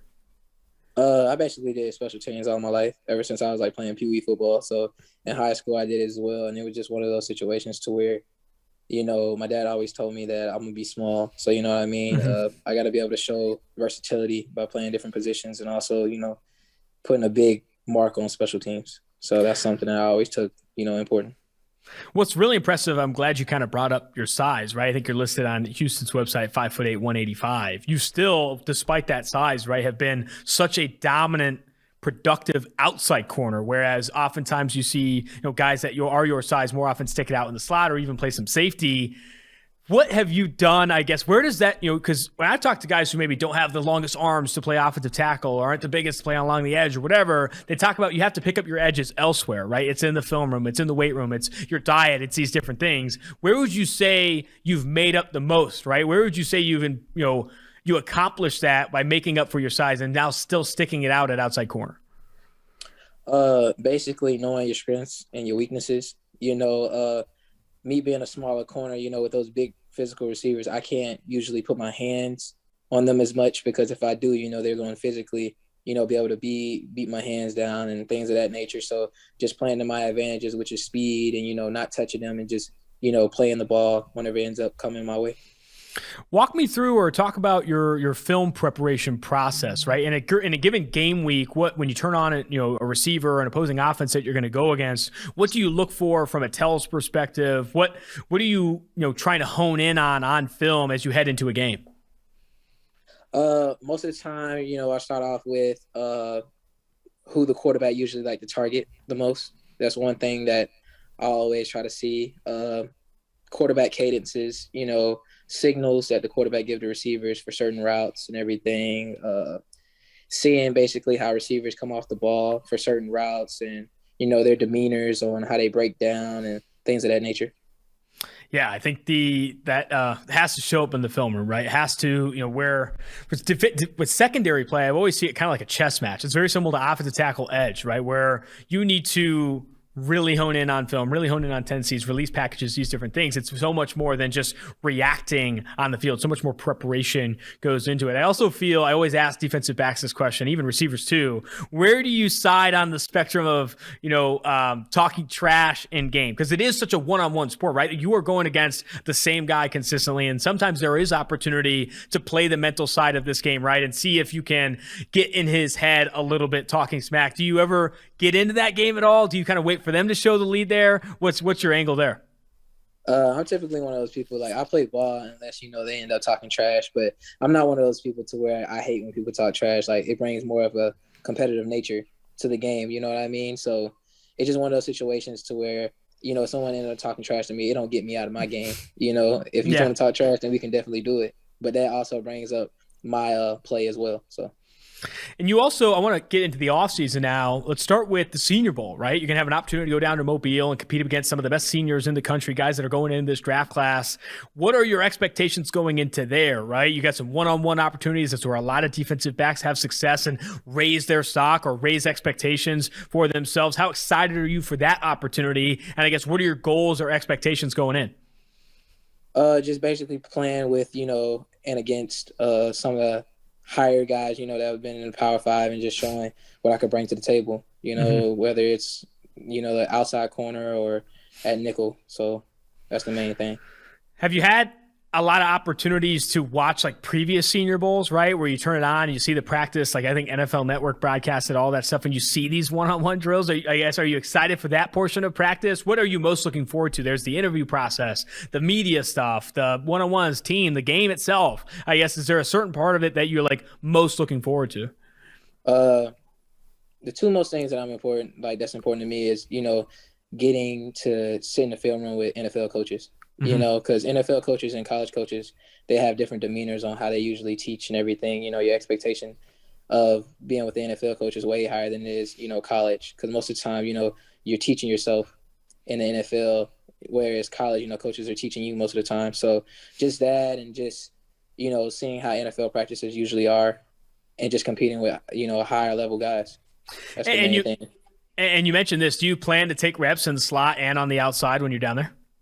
Oh yeah, wherever they need me. So yeah. Awesome. Yeah, I think a lot of players will go down there and sometimes play positions for the first time. I remember Quinn Miners, the Wisconsin Whitewater offensive lineman, didn't play center ever, and then played center for his first time there at the Senior Bowl, and obviously raised his stock significantly. It's kind of a similar situation. Moving beyond the Senior Bowl, obviously you can have a ton of opportunity to train in this offseason to prepare for pro days, combines, those things. Are you entering that portion of it with a certain weight goal in mind, and also what drills are you planning to work most, right, in terms of prioritizing moving those up? Weight wise, usually it's like 180 to 185. That's the main thing that I'm trying to get into, is usually that weight. And then mainly making sure that my body's good and just making sure that I'm good physically and trying to stay on that aspect. And that's basically the main things that I'm focusing on. The other part of the offseason, right, that sometimes, and it's going to be really hectic, the pre-draft process is crazy. You got the Senior Bowl, combine, all that stuff, media, the interview process, right? You're going to talk to a lot of coaches, a lot of scouts, a lot of GMs all throughout this process. How excited are you for that? And how much have you already prepared for that like exhaustive interview process? Yeah, I'm really excited about that because, that's one of the sides to where can help you get drafted higher, or some people don't get drafted as high. So also showing the mindset, because a lot of guys go out there on the field and play football, because football, when you play it for a long time, that's one of those situations too. But most of the time, it's 70 to 80% mental than it is physical, because everyone out there is physically capable of making plays, but also showing the mindset of how smart you are on the field. So that's one thing that I'm trying to definitely show coaches. We can close with this, Marcus. Really appreciate the time. I wanted to get your answer on what do you feel is kind of your biggest strength entering this class, right? What do you feel really separates you from the other cornerbacks entering the 2022 draft? The main thing is I don't really see a lot of slot corners coming out this draft. That's kind of high. Everyone has pretty much big size, 6 foot and, either 6 foot 190 or, 6 foot 200. And also, I'm playing a lot of positions. So, whether it's offense, defense, whatever they need me, special teams, I'm down to do. And I don't really see a lot of people, playing a whole bunch of different positions like I have this year. So that's the main thing. Yeah, versatility so massive, obviously, in the draft process, right? Having that return ability, having that ability to play in the slide and play on the outside is going to show up big in your draft resume. Marcus, really appreciate the time, and thanks again for joining. No problem. Thank you. Now joining the Tailgate Podcast is current Boston College offensive lineman Zion Johnson. Zion, great to have you on the show. Glad to be here. I want to talk about your Boston College career. I know you're down there in Pensacola training with Exos, and I'm sure you're adding weight, this insane diet, talk a little bit about this pre-draft process. But honestly, I think one of the more interesting stories tied to you is that you did not start at Boston College, and you were barely recruited out of high school. You commit to Davidson coming out of high school. I think you went to a high school there in Maryland, if I'm not mistaken. Talk to me about your high school career, and I guess when you committed to Davidson. What was that recruiting process like? Were you surprised that you weren't getting run with other FBS programs? I guess walk me through all that. Man, it's a really long story, but I'll say I was not surprised at all that I didn't have any offers from FBS school. So I played golf mainly through high school. Okay. I played golf since 7th grade and all the way up to my senior year when I stopped. That's about when I joined the football team in the off season. Really? Oh, wow. Yeah. So I didn't have much experience at all really playing football. I had to really reinvent my body, get in shape, because, golf shape's a lot different than football shape. So, I played right tackle in high school, weighed about 220 pounds. Oh, wow. The last game of the season, actually, I missed it. I got really sick, and I lost more weight. I was 210 pounds, which is offensive lineman. That's crazy. But I was able to get the opportunity to go to Davidson College, mainly because they're a very, prestigious academic school. And, they thought I had a pretty good GPA and, it was a good fit for me. Mm-hmm. But, throughout my time there, it wasn't a, football scholarship team. They had the academic money they would give to kids based off of, what they did in high school. So it was a lot like the Ivies in that way. So, my freshman year, I weighed around 240, got up a little bit more 255, played at Davidson, played teams like San Diego, Dayton, Morehead State, great memories, made lots of good friends there that I still talk to this day. My coach there was Coach Applebaum, who, coached me at Boston College now. And the guy that recruited me there was Coach Phil Troutwine, who's at Penn State now. So, there were some pretty good coaches there. We ran a typical pro style offense, and we didn't really have the success though. We only won 3 games, didn't win any conference games. It was rough, but the next season we went triple option. That off season got up to 280 pounds, went from 255 to 280, and ran triple option, ran the ball every play, had a whole new staff. And, we had some success that year. We had our first winning season in 11 years or something like that, which was, great for us then. But, with Coach Troutwine going to Boston College, and me wanting to go into the portal because I wasn't on scholarship, it was like a match made in heaven, honestly. Wow. They needed offensive linemen, and I needed to, go somewhere where I could be on scholarship. So I was able to go to Boston College that next year. I had to submit a waiver to get my eligibility, which, I thought was kind of crazy. That's absurd. I went from not being on scholarship to being on full scholarship. You would think, I'd be able to play immediately, but no. So at that point, I had gotten up to 290 at that point. Played left guard that year. Rotated at the beginning of the year, and kind of hit my stride later on in the season. And got to play next to guys like Alec and Tyler that year. And, that line looked a lot similar to the one we had this year. So then 2020, was a lot different. We had the new staff come in, Coach Halfley, a great coach. That whole staff's just great people. Coach Dazio is a great coach too, but it's a little different when you have a younger coach, someone you can really relate to. Coach Halfley has that young vibe, and he can really relate to you, and just a great guy overall. But we came in new offense, a lot more pass-heavy offense. I moved to left tackle that year, which, surprised a lot of people. surprised me a little bit too. But we had a, pretty good season that year. We went 6-5, which, is pretty typical for BC, but, you know, with our first year of having Coach Halfley, it was a good step forward. And, you know, I had the blessing to play next to, you know, Christian Mahogany and Alec and those guys, and play with Phil, who's a great quarterback, great leader. And then, you know, this year I had gotten up to 318 pounds, so another huge jump, and was able to have a pretty good year at left guard moving back. And I think, you know, something that was just huge for me was being able to play next to Tyler and Alec again. You know, those guys are just awesome. And, you know, their football knowledge is insane. That is fantastic. I have a ton of follow-up questions off of that, man. You went through a long run there. Let's start going back to the golf game. So you're a big golfer from 7th grade till what, like 11th grade. How good did you get, right? Like when did you like maybe stop pursuing that as maybe something you do after high school? And I guess what first got you into that? Are your parents big golfers? How did that happen? How did that start? So my grandmother is she was a principal at a school in Virginia called Ready Academy. It was a school for like elementary school age kids. And when I was young, they used to have camps there, and they would have like tennis camp and golf camp and stuff like that.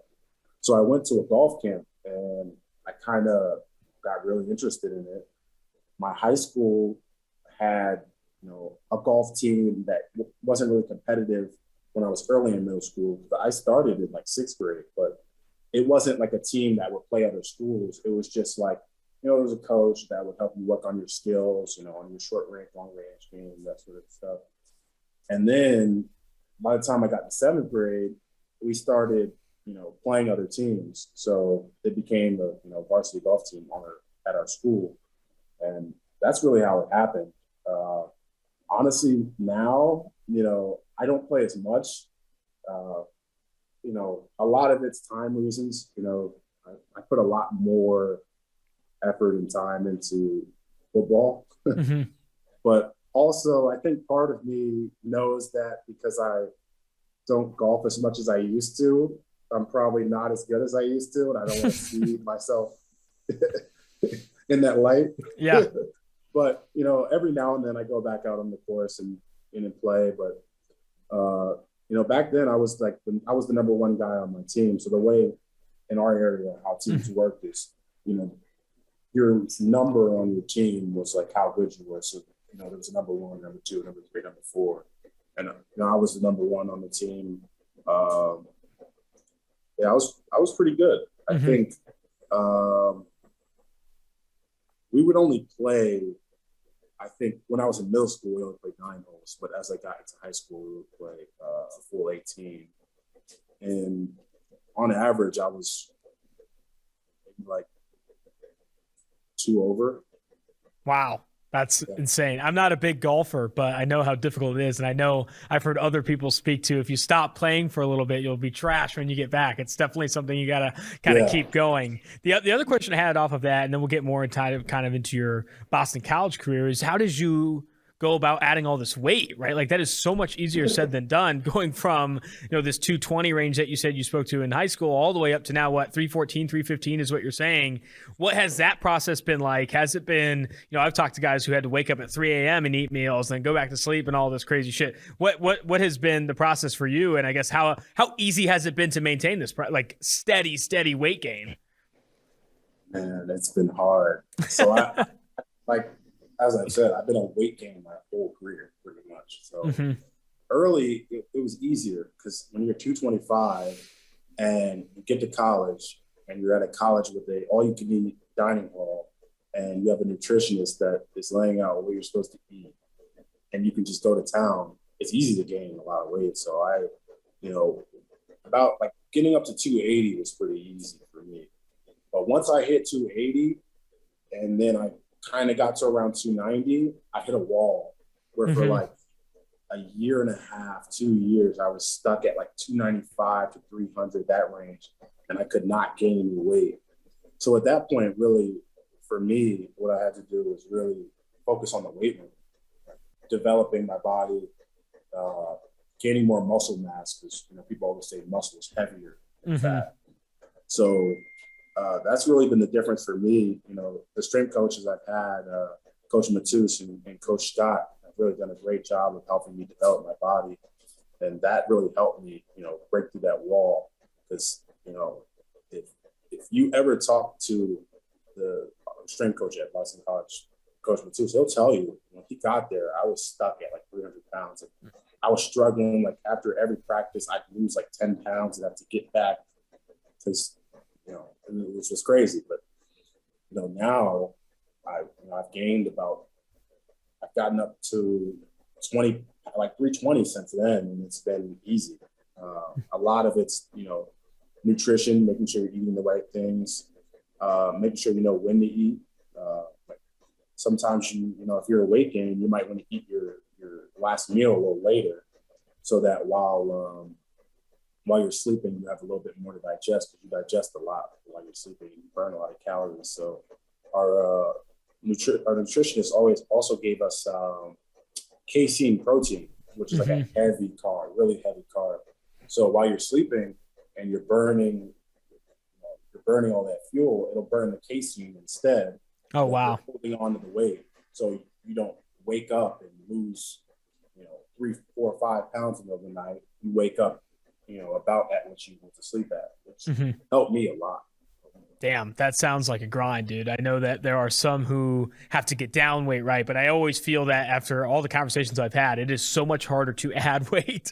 Adding weight can sometimes be so much more difficult than actually trying to cut and drop weight. Let's get into your Boston College career. Maybe start with this relationship you have with Hafley and maybe how much he's helped you in your years there, right? Over 800 or over 700 snaps played in each of the past 3 seasons at Boston College, with your PFF grade improving really every single year of your career. What has the relationship with Hafley and how much has that played a huge part in how much you've developed with this football team?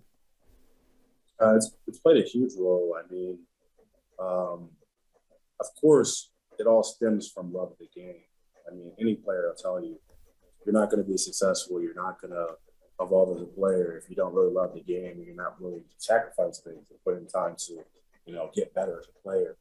But my relationship with Coach Hafley and Coach Applebaum has helped me a lot, because honestly, coming back another year after the COVID year, I put a lot of trust in Coach Applebaum, because I knew that with another season, he could help me develop. He could help me fine-tune my technique. He could help me become a better player.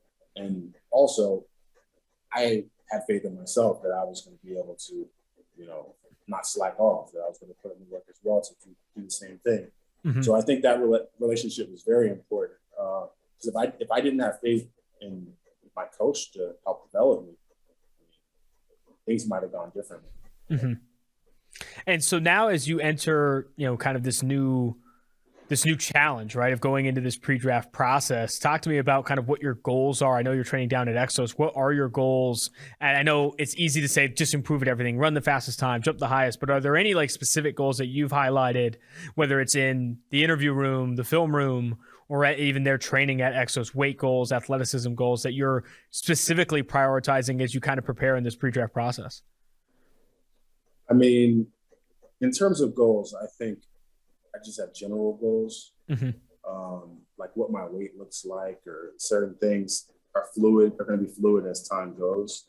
So, you know, based off of how testing is going, how the times are looking, I might adjust certain things. But in totality, I just want to be the leanest, strongest, fastest guy I can be in my body.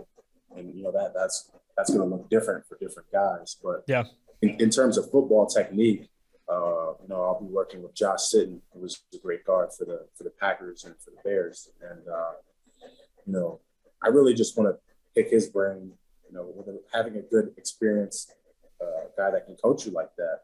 I want to see what I can learn, you know, at every position, whether I can learn some things he did at guard, some things he did at center, some things he may have done if he ever played tackle. Because, you know, most guys in the league are very multiple. So he'll know about those other things too, but really just increasing my tools in the toolbox, because people don't know a lot of the time. Old linemen they vary in technique, and every old lineman has, you know, different things that they can do well. Like there's different little things you might, turn on tape on Sunday. You'll see a guy do something. You can be like, wow, like I never really thought about that. Like one thing we talked about in film is like there's a thing called a slingshot technique. Where like if a guy on the backside of a wide zone and he kind of like wraps around him and pushes him upfield to save the play. Like those are little savvy things that like a vet like Josh Sitton would know. But also base fundamentals and technique. I think he could help fine tune that for me too. And then from an interview perspective, I just want to be, I want to be able to really explain what my core values are and what makes me the player I am. Because that's really what an interview is. When I'm talking to somebody in an interview or talking to a team, I want to be able to tell them what makes me me and what do I believe in and why would you want me on your team? Yeah. And that's really what I'm learning here at Exodus. So. That's awesome that you're already working with Josh Sitton. I think that's going to be obviously wildly, beneficial to you improving your technique. I want to go back a little bit to your Boston College days. How much time did you have to turn on the tape at Boston College when you were looking at opponents, right? And what did you look for when you did watch film with your opponents, right? There obviously is a lot of opportunity to watch NFL guys or even watch tape of yourself to improve technique and kind of mirror some of those things, the things like the slingshot. But turning on the tape for opponents, what were some of the keys or the tells or the tendencies that you'd look for on film? So when I watch opponent D linemen, I split things up. And my coach will tell you, like, my reports on D linemen are very in-depth. I like to split up, and first I go pass rush because, as much as we throw the ball, that's very important. So first I want to look at their get-off. I want to see, are they quick off the ball? Do they get vertical now off the ball? Do they like to shimmy off the ball? Do they tempo? Like, what do they do when they get off the ball? Because that's important. Second of all, I want to see what type of player they are. If they're, mainly a finesse guy, if they're a big power guy, most of the tackles are going to be named like bull rush or long arm guys. But, you'll be surprised and you'll find that there are a lot more defensive tackles now that will attack your hands and, predominantly hand swipe. Aaron Donald has really inspired a lot of these guys now to, do the jump swipe and the jab swim and everything. So, I look for like their main moves, like whether, most of the time, is he going to long arm? Most of the time, is he going to chop club? Because guys love doing that now too. Mm-hmm. What are his main pass rush moves? On top of that, like when I was at tackle, I would like to look like at the top of the pocket, is he going to spin back? Or is he just going to, fly by? That sort of thing. Is he a hand grabber? Because that's very important to know too. Just little things like that. Motor is also a big thing for pass rush too, because I'll play one guy and he'll go to his go-to, and if it doesn't work, he's gonna get his eyes in the backfield and just kind of try to contain. Or another guy, relentless. If his first move doesn't work, he's got 3, 4, 5 more he's gonna try before that play is over. And you need to know that and know what their secondary moves are too. Like if the bull rush doesn't work, are they gonna go to a rip? Or are they a big like pull guy, or like what do they like to do? And then I go to each run. So we're a zone team, so I'll go through each zone. I'll say outside zone, how they play that. Do they like to penetrate? Will they flow with me in my wide zone footwork? Will they play off the backside half of me and try to make the play from the backside? Will they fight for their gap? That sort of thing. Tighter zone plays where it's like inside zone or duo or anything like that. I want to see how stout they are, and are they big shock and shed guys? Like if it's a man block, I want to know, is he just going to try to hunker down and I can just tee off on him and drive him off the ball, or is he going to try to extend and shed immediately? Because then I'm going to focus a little bit more on trying to stick on him than trying to really root him out. Double teams, how do they play the guards? Because, there's a lot of guys that in double teams, they'll play heavy into the guard or a lot of these D tackles that'll go to one knee and then try to arm over into the gap. Or some guys try to spin double teams or do like other rare stuff like that. But try to see how they play them basically to see, okay, this guy likes to grab me. if I'm double teaming. So I need to really stab him off when I go to the linebacker so that I don't get grabbed up and the linebacker's free, that sort of thing. And, there's a few other things, like if we have like a counter or a power, like if I pull, will they wash? Because a lot of teams in the ACC, if you pull the guard, the nose might try to play over the top of the center when he sees the guard pull. So we'll look at some things like that. That's most of the things there that I would probably look at. Yeah, that's awesome, man. I appreciate you diving in as much detail. We can kind of close out with this, Zion. I really appreciate the time. The Senior Bowl, such a huge opportunity for offensive linemen, right? I think we talk about it every year on this podcast. I think everyone talks about these one-on-ones are such a unique opportunity for offensive linemen to go and face against some of the top competition in the NFL, or not the NFL, soon to be in the NFL. And then also even beyond the one-on-ones, look at guys like Quinn Miners of Wisconsin Whitewater who go there and dominate the team drills, try a new position, look so well in these run blocking drills and stuff like that. I guess, how excited are you for this opportunity? And I guess speak to the mindset you're entering Mobile with as you prepare for that at the back end of the month here. I'm very excited. It's a great opportunity. That's really what it is, an opportunity to showcase, who I am as a player, what I can do. And, it's really awesome to get to play against some of the guys I may have already played against this year or may have gotten to watch on tape, through teams I've played and who they've played. But it's really an opportunity to show, that no matter what conference it is, my ability can translate. That's really all it is. It's going to be fantastic to see you down there. I'll be down there. We'll have to catch up when we do get down there. But Zion, I really appreciate the time, and thank you so much for jumping on the show. Thank you. You have a good one. That's going to do it for this episode of Tailgate. Until next time, thanks again, everybody. Austin Gayle, Mike Renner. I say everybody like there's a freaking audience. Thanks again, everybody. We're going to be back here on Saturday Night Live. Austin Gayle, Mike Renner on Tailgate.